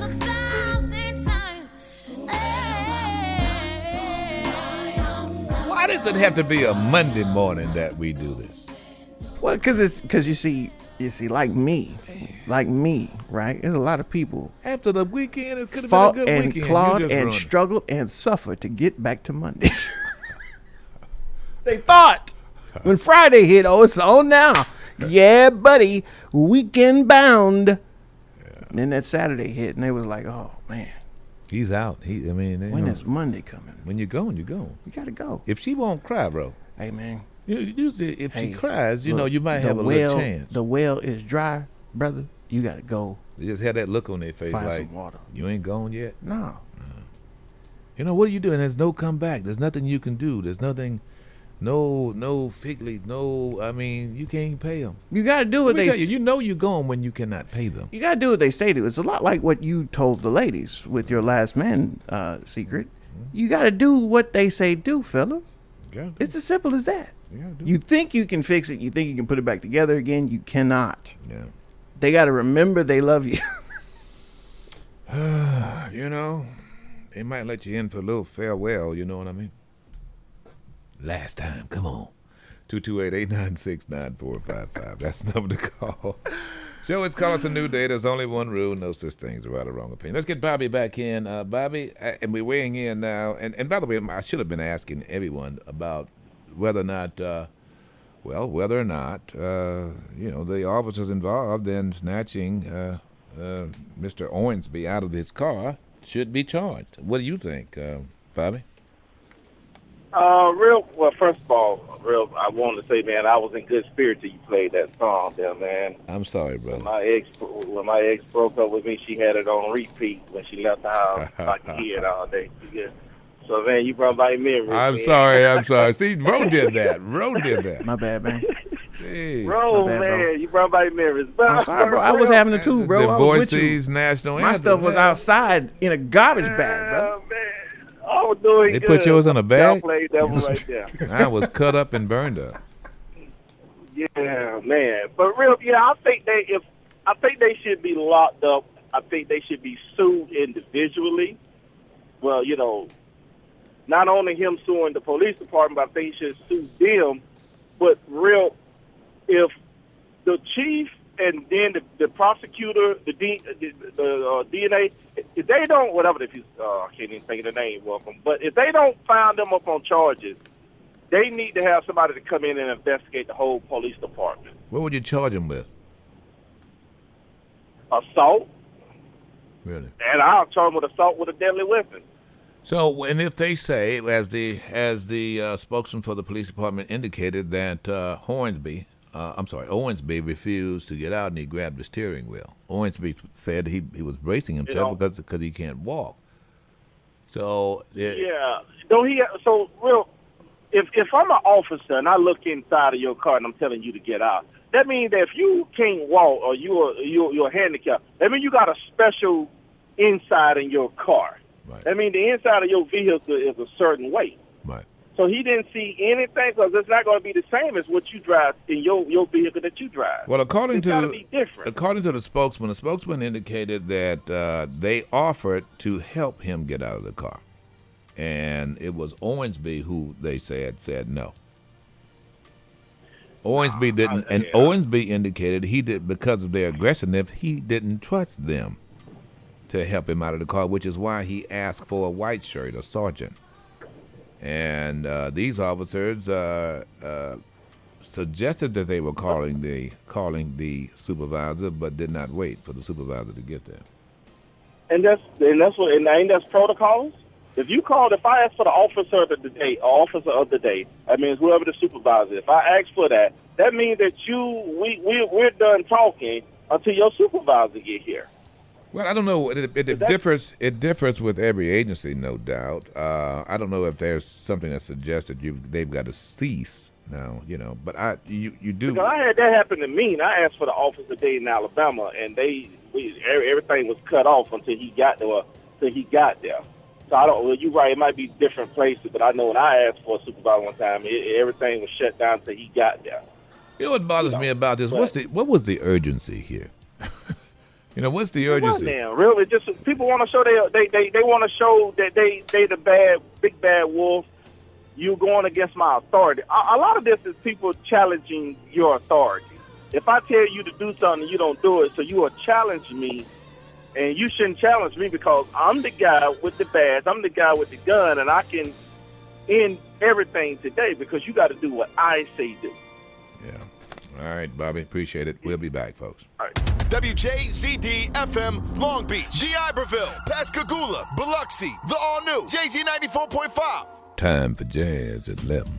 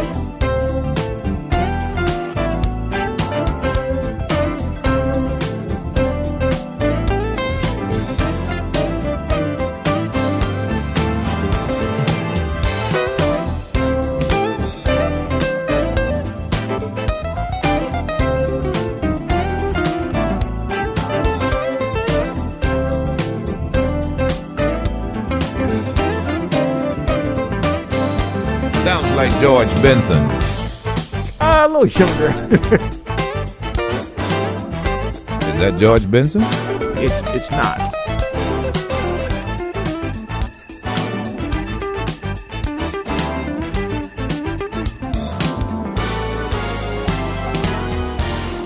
All right, so who is it? Adam Howley from Portland, Oregon. Like a new guy, huh? Young guy? Yeah, pretty young cat.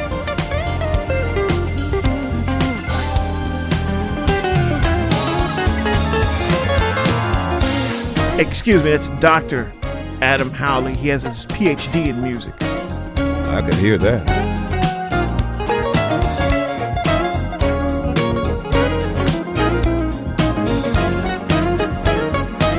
All right, folks, good morning to you. Rip Daniels here. Thank you for joining us. Little jazzmatazz there, our way of trying to keep the music alive, you know what I mean? I mean, it is, make no bones about it, to play like that, you've got to know music. You got to know how to write music. There is a definition of music. It's a mathematical thing. And it's a mechanical thing, depending on what instrument you're working with. Just saying. I like that. Little jazzmatazz. All right, good morning. Rip Daniels here. Thank you for joining us. The show is called It's a New Day, One Rule, No Such Thing as a Right or Wrong Opinion. I'm getting quite a few emails here regarding this Ohio situation. You know, folks, it has happened so often that I think now we're almost becoming numb to it. The idea of African Americans and interaction with a Caucasian police officer, usually who has a depraved heart, whatever, or have a grudge, whichever. And you see it and you go, well, what should you do about it? You know, and you know, my view on this is very, very simple, and I don't mind telling you, some of you will take issue. It's not for the faint of heart. I can tell you what would have happened and what did happen in my day when one Martin Luther King, Black Stone Rangers, Black Panther Party, or Deacons for Defense was alive and well. It got to the point whereby you had to intervene. And there's a way to do that, very nonviolently. Now in Oakland, the Black Panther Party for Defense were armed. They began to walk down the streets with their carbines. There wasn't a law against it. And of course, one caller has suggested that's what happened there in Sacramento. The Black Panther Party for Defense showed up there in the Capitol when one Ronald Reagan was the president, and they changed the gun laws. I can tell you that because of the Black Panther Party. But before that happened, just by having Black Panther Party members on the streets of Oakland, there was a tremendous decrease in the number of what was then called police brutality. Stark difference. And there was no instances there where Black Panther Party for Defense was, in fact, using their carbines to stop beatings, because the beatings were just stopped. In other words, when you've got an African American sitting there with a firearm and they know their rights, and officers decide to become belligerent, there was always some concern. Now, look, it's ominous either way. I'm going to tell you, I don't trust anybody with a weapon. But what I'm telling you is that there was a combination. One caller suggested what you can't do, and the truth is, in those days, everything was done. You know, not only did folks walk down the street singing "We Shall Overcome," but there were those individuals who were saying, "Oh no, we gonna overcome." And you know, Robert Williams comes to mind, one of the first actually before the Black Panther Party for Defense. Even there in Black Wall Street, you had World War I, World War II veterans.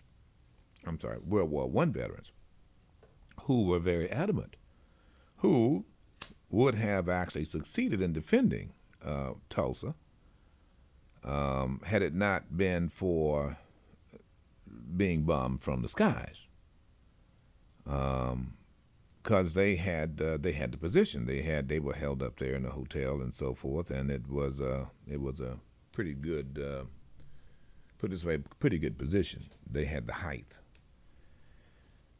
But you know, when you look at what happened with Owensby, and we're gonna go ahead and play that again if we could, Ro, because I want to actually play the actual arrest, because you have to ask yourself, what was law enforcement, what were they thinking? What was the intent here? They checked the window had darker tint. Okay, that in and by itself that's just a ticket, Ro. That's not snatching somebody out of the car. Right. And I mean, you know, but the thing was, like I said, once the information on Owensby got back to the officers, then the complexion of the stop changes. Once they see his record, for whatever reason, they think that now, okay, we got to bust. So do you have his record over there? Yeah. I don't have it in front of me. I just got what they said about it. But here's what you asked for. This is once the interaction starts from the body cam. And please. But see if Amelia can get his record. I want his record. All right. What's your name again? Clifford Owensby. What's your name again? Owensby. Clifford Owensby. Who's your driver's license? Turn the car for the police. Under your seat. Yeah, I'm out of your car. Yeah, I'm out of your car. I can't step out of the car, sir. How'd you get paraplegic? I got help getting out. Well, I'll help you getting out. I'm gonna help you getting out. Get out. Excuse me? I'm gonna help you getting out. Get out. Well, I don't think that's gonna happen, sir. I don't think that's gonna happen, sir. I do. I'm asking you, but I'm telling you. So it's not an option. Can I ask what's the problem? Yeah, the problem is that because your history of having a dog, you're free around the car. You have to be out of the car to do that. I can't get out of the vehicle, sir. Sir, I'm going to assist you. As someone assisted you in the No, you're not. No, you're not. You're not going to touch me. And I'm definitely not about to touch me. And I'm about to go ahead and get somebody on the line, because it will be a lawsuit if you put your hands on me for no reason, bro. Well, the reason is that I'm asking you. No. We ain't going to go there. We're about to get some people here that's about to witness what's going on. That's right. I cannot step out. I'm a paraplegic. I cannot. I'm a paraplegic, sir. Come on, bro. I cannot step out of the car. I cannot step out of the business. You got in the car. You can get out of the car. You got in the car. Hello. Hey, bro. Can you come down the street to Ferguson and Grand? The police just pulled me over and they trying to make me get out the car, and I'm telling them I'm a paraplegic. I can't get out the car without no help and shit. These motherfuckers trying to they on some bullshit. Just come down the street, bring some people with cameras. Come down the street, come bring cameras and bring somebody so they can witness what's going on. Come on, get out of the car. I'm not getting out. I just told you I'm a paraplegic. I cannot get out. I do not have to. I do not have to. Can you call your white shirt, please? If you pull me out of here, you better expect. So here's the thing. I'm gonna pull you out and then I'll call a white shirt because you're getting out of the car. That's not an option. You're getting out of this car, so you can cooperate and get out of the car. Or I'll drag you out of the car. Do you see your two options here? I know I got right. Now, what would you like to do, sir? I would like for you to call your white shirt. I will. Get out of the car. Come on, bro. Come on, bro. Get out of the car. Get out of the car. Listen. Get out of the car. I am a paraplegic, bro. You can fucking hurt me. Get out of the car. You can hurt me, bro. Get out of the car. Get out of the car. What are y'all doing, bro? You're making a choice. I'm a paraplegic, bro. I'm trying to tell you that I got help getting in the car. Y'all can fucking hurt me. They can hurt me. Get out of the car. I'm a paraplegic. Ow. You have to get out of the car. Ow. Get out of the car. Somebody help. Somebody help. Something right here. Somebody help. Stop. Somebody help. Stop. Someone help. Stop. So are y'all recording this? Stop. Somebody help. I'm a paraplegic. Stop. They are doing the help that pleases me. Somebody please help me. Stop. You are hurting me. What are you talking about? I'm a fucking paraplegic. Stop. I'm a paraplegic. Stop. I'm a paraplegic. Stop. I'm a paraplegic. Make this worse than it needs to be. I'm a paraplegic. I gave y'all everything. That's fine. I gave y'all everything y'all asked for. Cooperate. Can y'all call You're the not white cooperating. Can y'all call the real police, please? Ow! The fuck?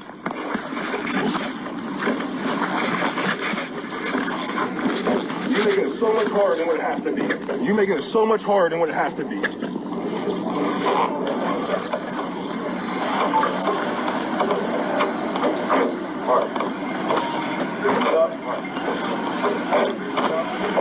I'm a paraplegic. I'm a paraplegic. Doing me wrong. These motherfuckers is doing me wrong, man.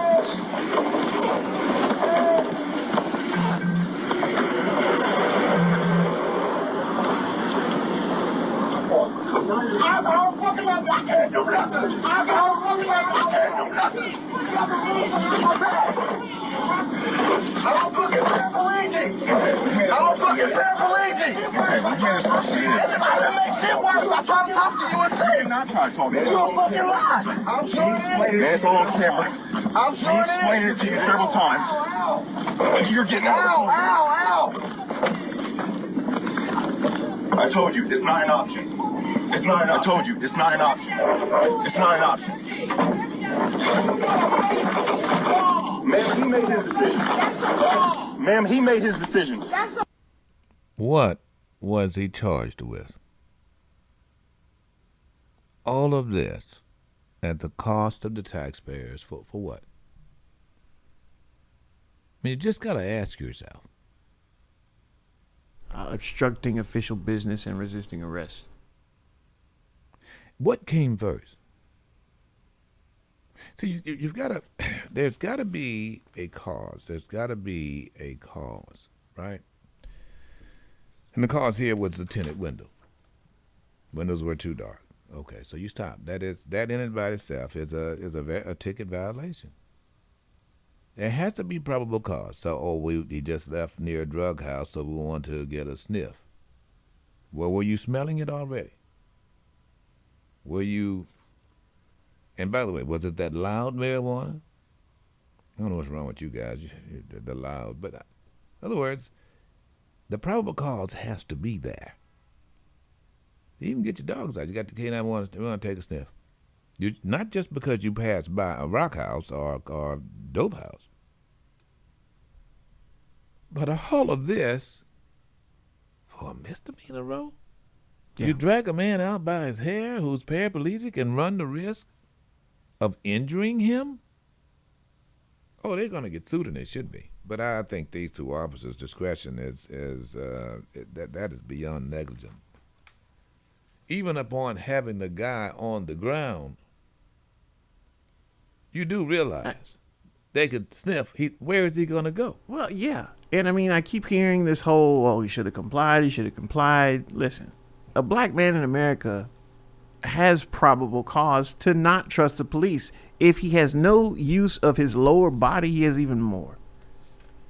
Now, whether Owensby was in the right or in the wrong is beside the point. And based on what they've charged him with, the only wrong he did there was not letting them, or attempting to not letting them manhandle him. They didn't even know his car was not in the child seat until they got to the car and opened the windows. Right.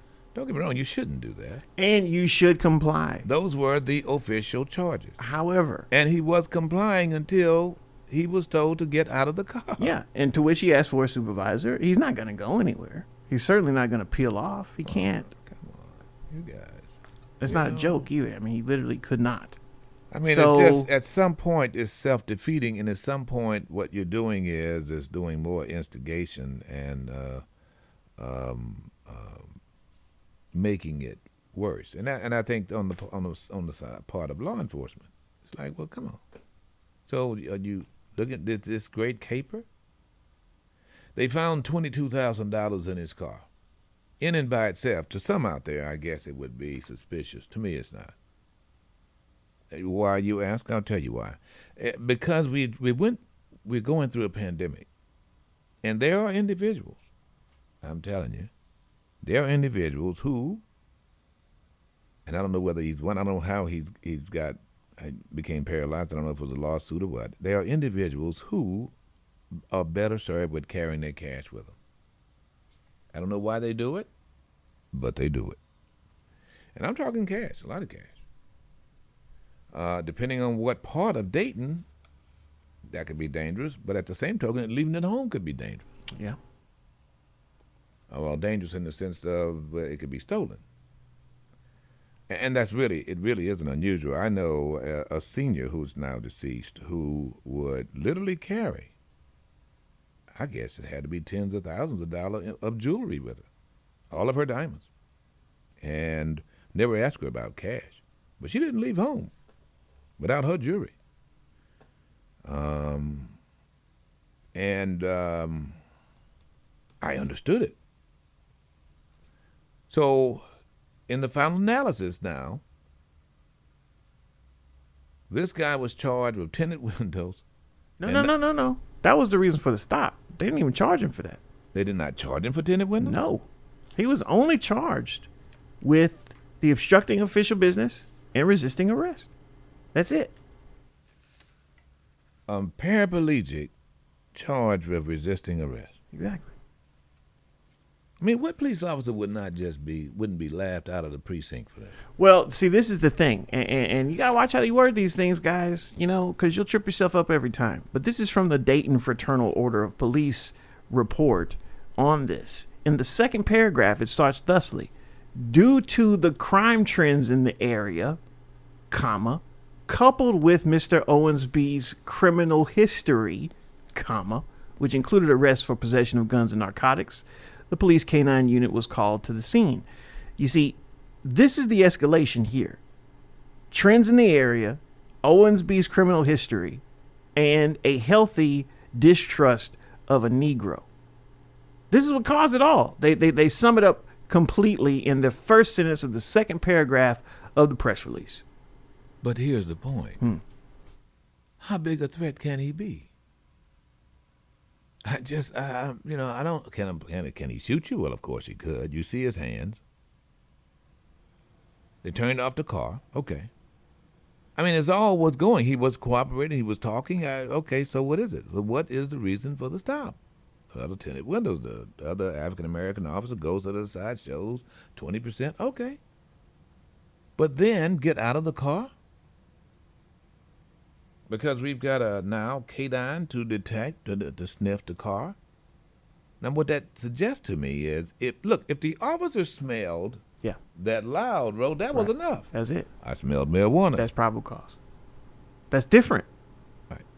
No doubt they were looking for potentially a large cachet of drugs. Well, there's got to be some intel for that. But guys, look, and I'm saying this only because I'm just sick and tired of lawyers having to put themselves in harm's way for no reason whatsoever. Is it too much to ask that you wait till you got the goods? I mean, the idea of, okay, well, we're going to go in, we're going to stop every car that goes down the street. You're going to profile, okay, well, now you make sure every car is stopped. Not just the one with the brother with the dreadlocks and the baby in the car. Because contrary to popular belief, I want you to know, those who are overdosing right now and the amount of drugs, it's pharmaceuticals right there in your house. But this is just, that went on for over 5 minutes, bro. What were you looking at, 5, 7, 8 minutes? Yeah, a little bit, up to 10 minutes. Going into like 12 minutes when you look at the entirety of the stop. Would it have not been too much to wait until the sergeant get there? Yeah, because he wasn't respecting their authority. Here's the key for me is not trusting the person that's asking me, because there was already seemingly a chip on this officer's shoulder. I'll help you out. And it's like, well, no, let me get somebody else to help me. Yeah. When someone is being brash, and I can only imagine someone who does not have any use of their legs. You got to carry this man. You got to lift this man. And you got to trust someone not to drop you.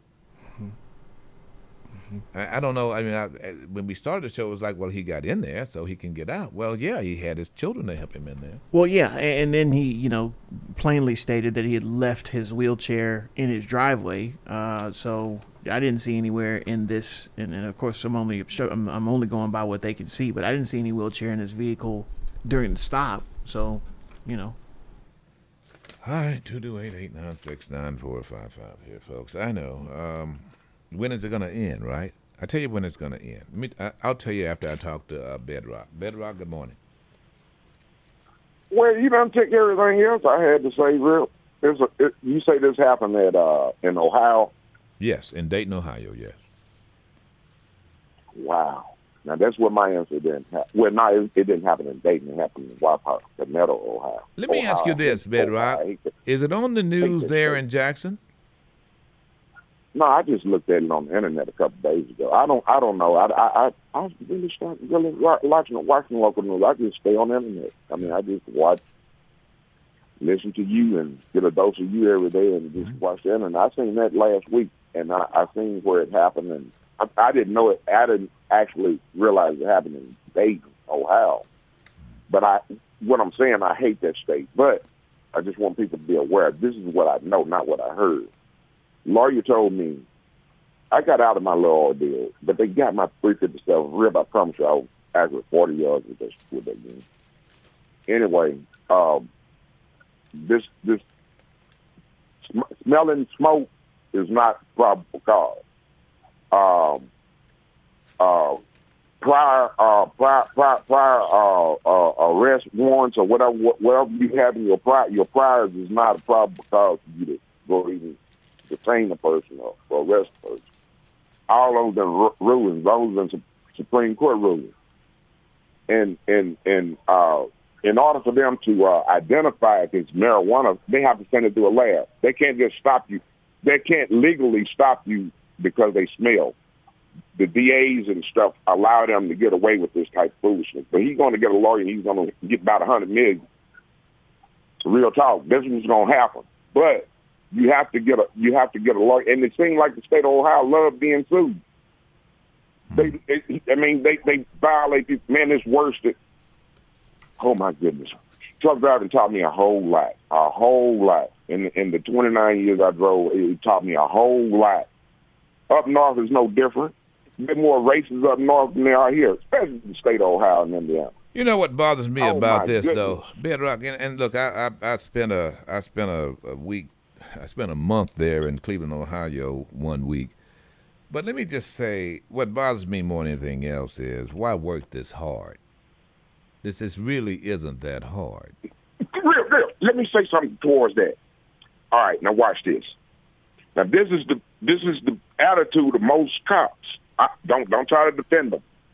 They was looking at him. Then they ran his record. This is their stupid self thinking, oh, he done did this in the past. Well, he driving.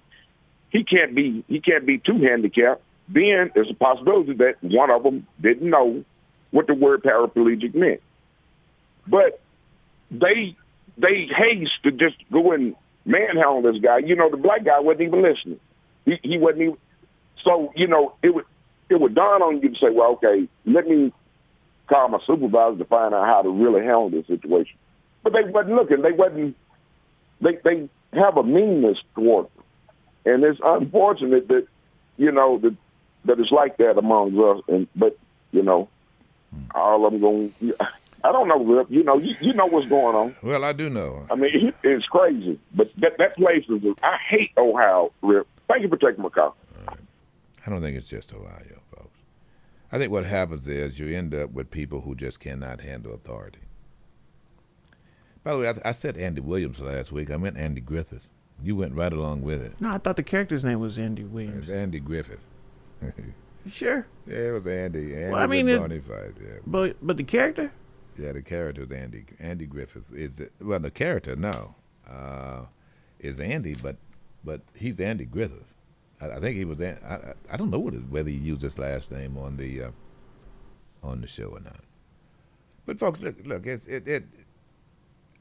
everybody wants to go home, not just law enforcement officers. I'm not defending anybody from wrongdoing, but Andy Taylor, Opie Taylor, and he's Andy Griffith in real life. Very good. Let's get Glenn in. Glenn, good morning. Hey, morning, Rick. So how does he get in and out of his car when he's by himself? His children help him. His children were at school. Yeah, well, that's what his children helped him get in the car, and he was heading back to the school. Well, but he did indicate between the time he came. He went home. Excuse me, Glenn. So if you allow me, I'll answer. If you allow me, I'll answer. It won't be hard at all. He left his chair. He left his chair in the driveway. So he indicated that was how he was able to get himself back out of the car when he got home. It would stand to reason that's how he got back in the car as well.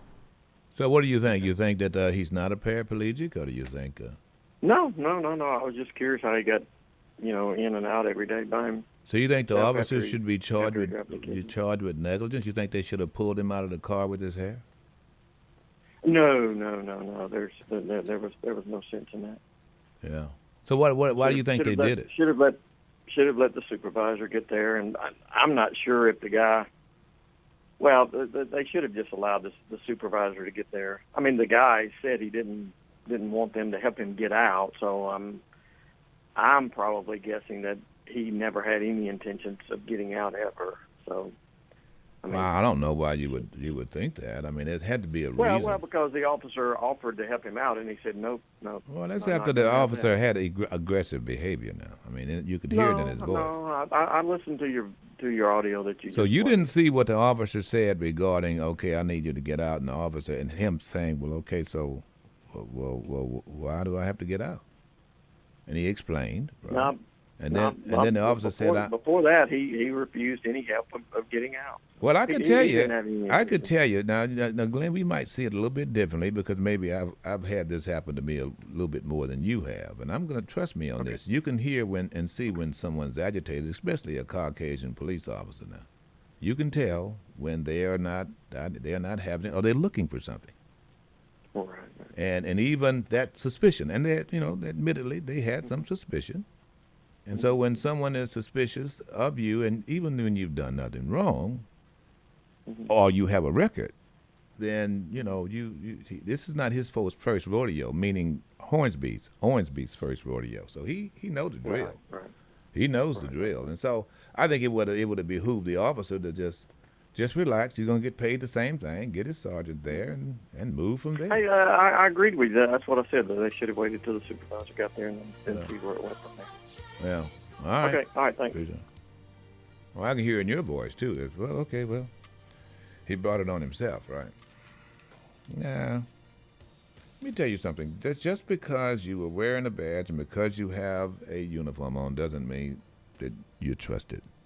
Now, guys, I know a lot of police officers, and most of which, trust me, are very honorable. All it takes is one. And you have a tendency to have a suspicion. And I think it was rightly so in this case. Under no circumstances should this have happened. So what? So now they get the drug sniffing dog. They didn't find drugs. No drugs in the car. The money smelled like they'd been around drugs in Dayton, Ohio. It's like, for what? And by the way, just so you know, folks, Owensby is known. He's known. He has a sheet. You know where he is. He is, for the most part, partially immobilized, one could argue. Pretty easy catch. Don't work that hard. Sooner or later, if he doesn't straighten up, he's going to make a mistake and you'll reel him in. But, treating everyone like they're a terrorist is just, it just doesn't make sense to me. No. Except you want to. Right. And that doesn't make sense to me. So now, trust me on this, because they handled him that way as a paraplegic, and there were injuries. Dayton, Ohio's taxpayers or the insurance company for liability is going to pay, and insurance is going to go up. Randall, you're next. We'll be back. Stand for. It's a new day with Rip Daniels, the #1 talk show in South Mississippi on Jay-Z 94.5.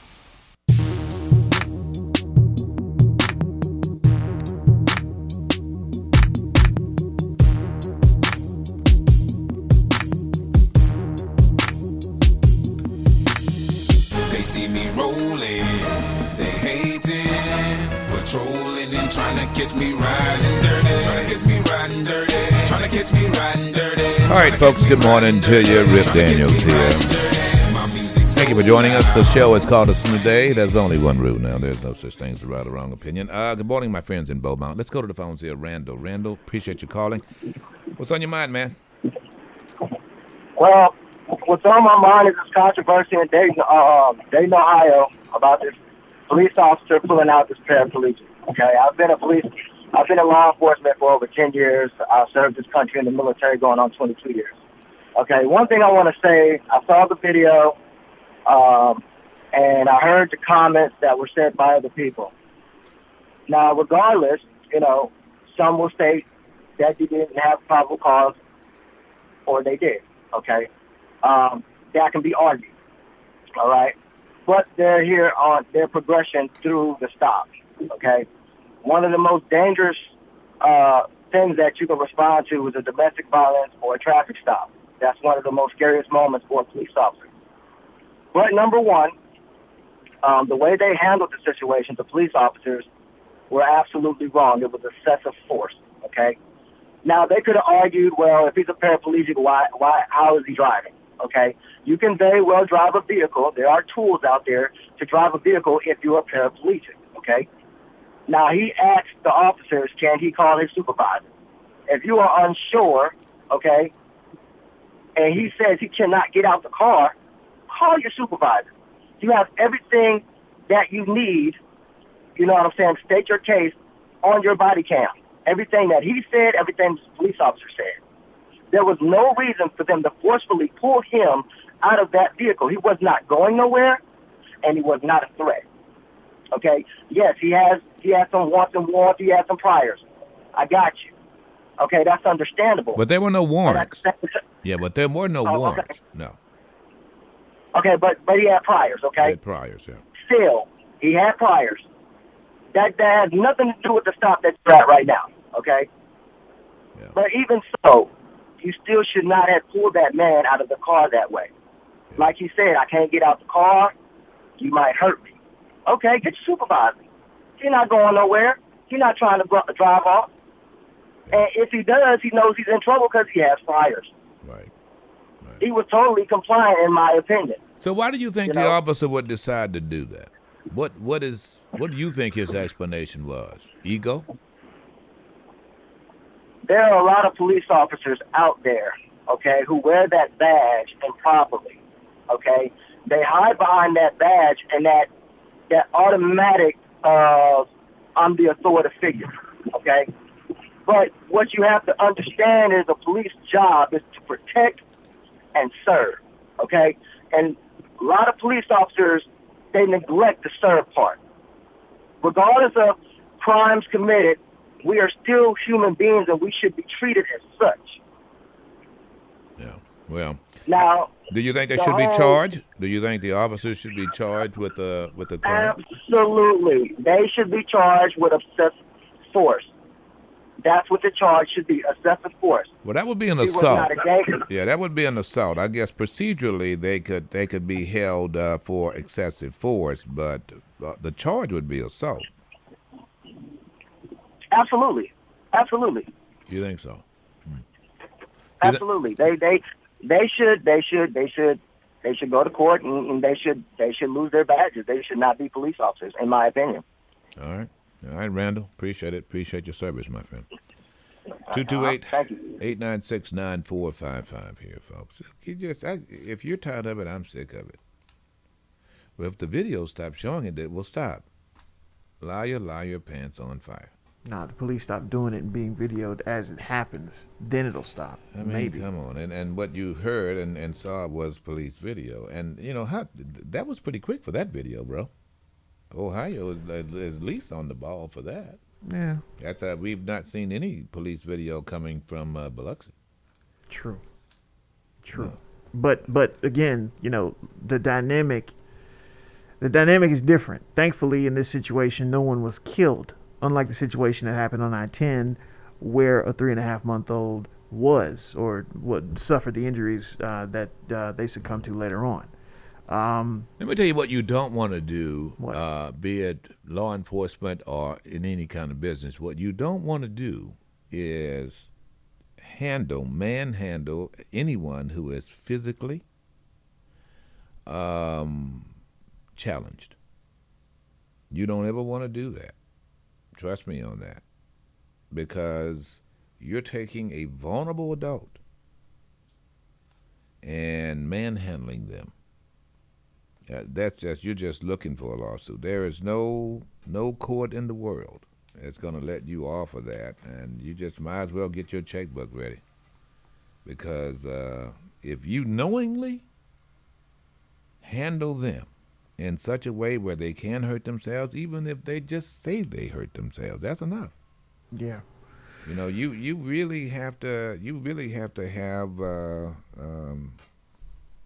some medical training before you even begin to do that.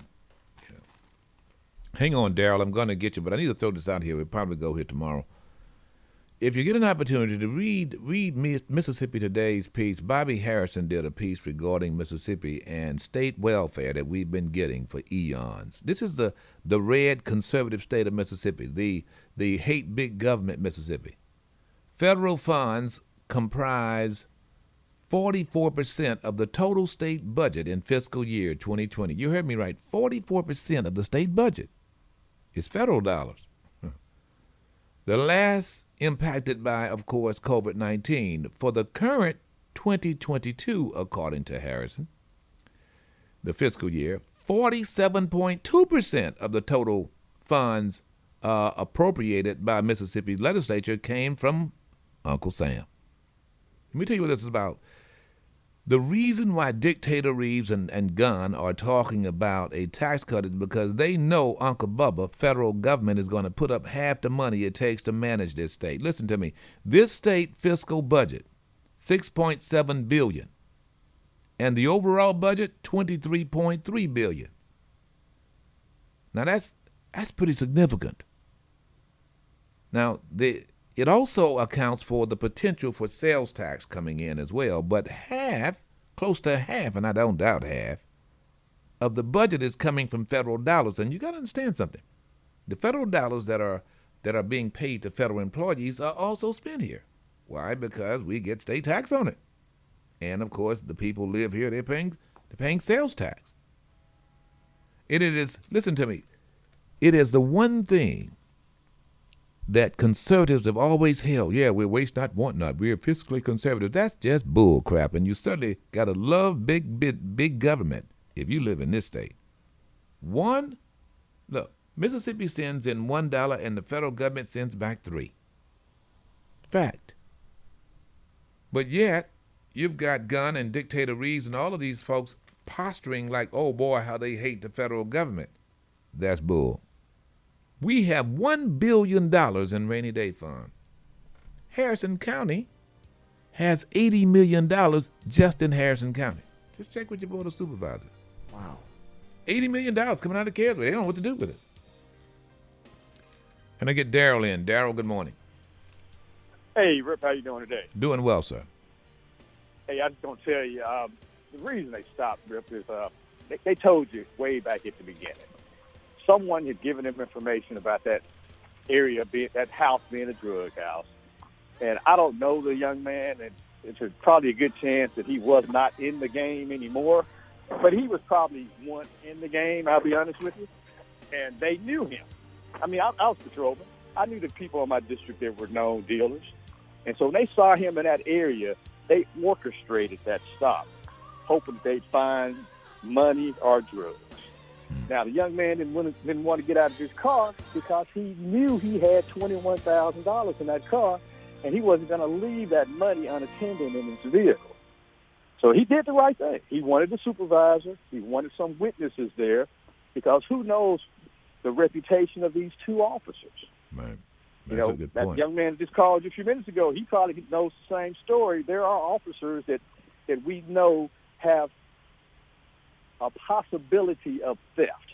Yeah. We can't prove it, but we've heard rumors about them stealing dope and guns. You know what I'm saying? Other officers would know that about their fellow patrolmen.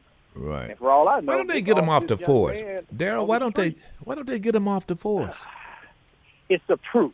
Is what you're dealing with.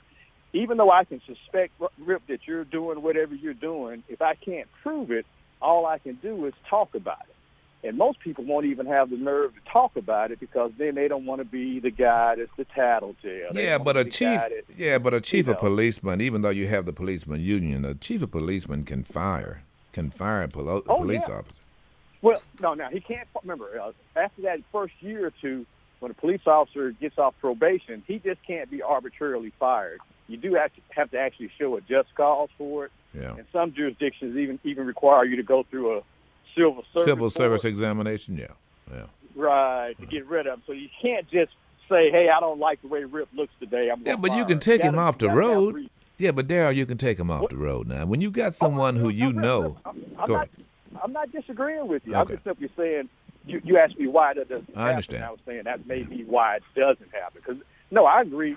You should be suspended pending an investigation. Then once the investigation is done, you should be relieved. That's all you need to get kicked off the force. Hey, Well- that's all we need. All right, Darryl. So that was my point on that. That's a good possibility they were just fishing, and the young man didn't want them to steal his money. All right. Appreciate it. We'll be back. Get the info. Get the info. Stay informed. It's a new day with Rip Daniels, the #1 talk show in South Mississippi on JZ 94.5.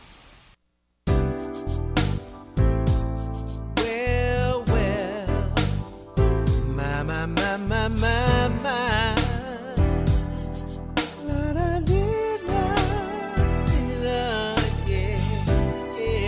Lomax. Oh, baby, let it come on down. Well, listen. Sitting here on a Monday, just a little bit lonely. Think I'll call my baby up and see what she's up to.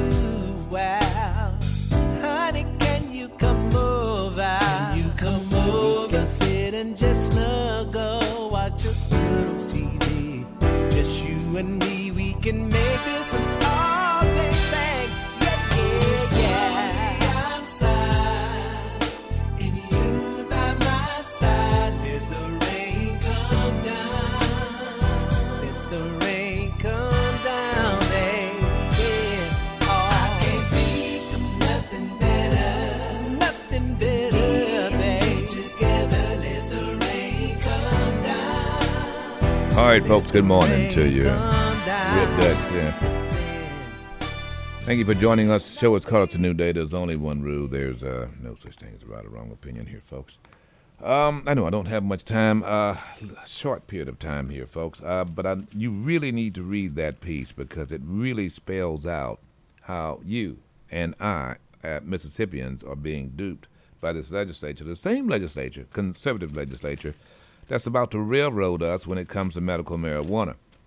Which is why, ladies and gentlemen, I'm very adamant. I mean, conservative is another name for good old boys, and that's what you've got to remember when you go to the ballot. Regardless of whatever they say, and what a critical race theory, all of that bull, that's just bull. What they're looking for is maintaining the good old boy system, which is very simple. It's the very rich. No, it's not even the very rich. It is my buds will get the money, and y'all will get the children. The rich get richer and the poor get babies. 228-896-9455. And I always encourage any conservative to call me and dispute that. Some of you call yourself a conservative and they have no clue as to what you're talking about. You need to look at the history of conservatism and then you'll understand. It has been the scourge, literally, on politics and on the progress of this country, which is why they are against progressives, or liberty, as in liberals. You do realize that Benedict Arnold was, in and by himself, one of the most vehement conservatives. Can I go to Doc? Where are you? Good morning, Doc. Yeah, I'm on a yes or no straight answer. Can the blind lead the blind? Well, I mean, yeah, they can, Doc. Now, you want to, as long as he's got a seeing-eye dog or he's got his, the one, I don't know what they use. I mean, yeah, they can, really. You can't see, and I'm blind, you can lead me. Yeah, it depends on where you're going. Now, if I know the steps, if I know where I'm going and you don't, and if I'm blind, trust me, I could lead you now. Yes. As long as I've been living, I ain't never known the blind could lead the blind. But back to that fella was in the car, couldn't walk and stuff. What happened when stuff like that happened, us as Afro-Americans, we don't follow up. What do you mean? If I believe in following up on a issue, they don't follow up. Well, there's something else too. You got to get involved. Had I been there, I would not have been videoing. Someone else would have to do that. I would have to, I would have been arrested with him that day. It's okay. Well, you can't have sense enough to be scared. Yeah, you I can't don't be. have something enough to be. Well, whatever happened to him can happen to you. And so what you do is say to law enforcement, well, you're going to have to take me to jail too, and let them preoccupy themselves with you. Keep your hands up, not offensive. And so both of you will end up, you got to draw attention to it. If you don't draw attention to it, it's got to go. What I'm talking about is exactly what was being done in Oakland, what was being done in Birmingham and in Montgomery. That's why so many people ended up in jail. Mm-hmm. Yeah, see, you're not doing nothing about these things that's happening. You just, well, see, we got about 97% house Negroes right here in this court. What does that mean? They stay in the house? Yeah, they're in the house, and they don't care nothing about the one in the field. All right, if you don't know where you're going, any road will take you there.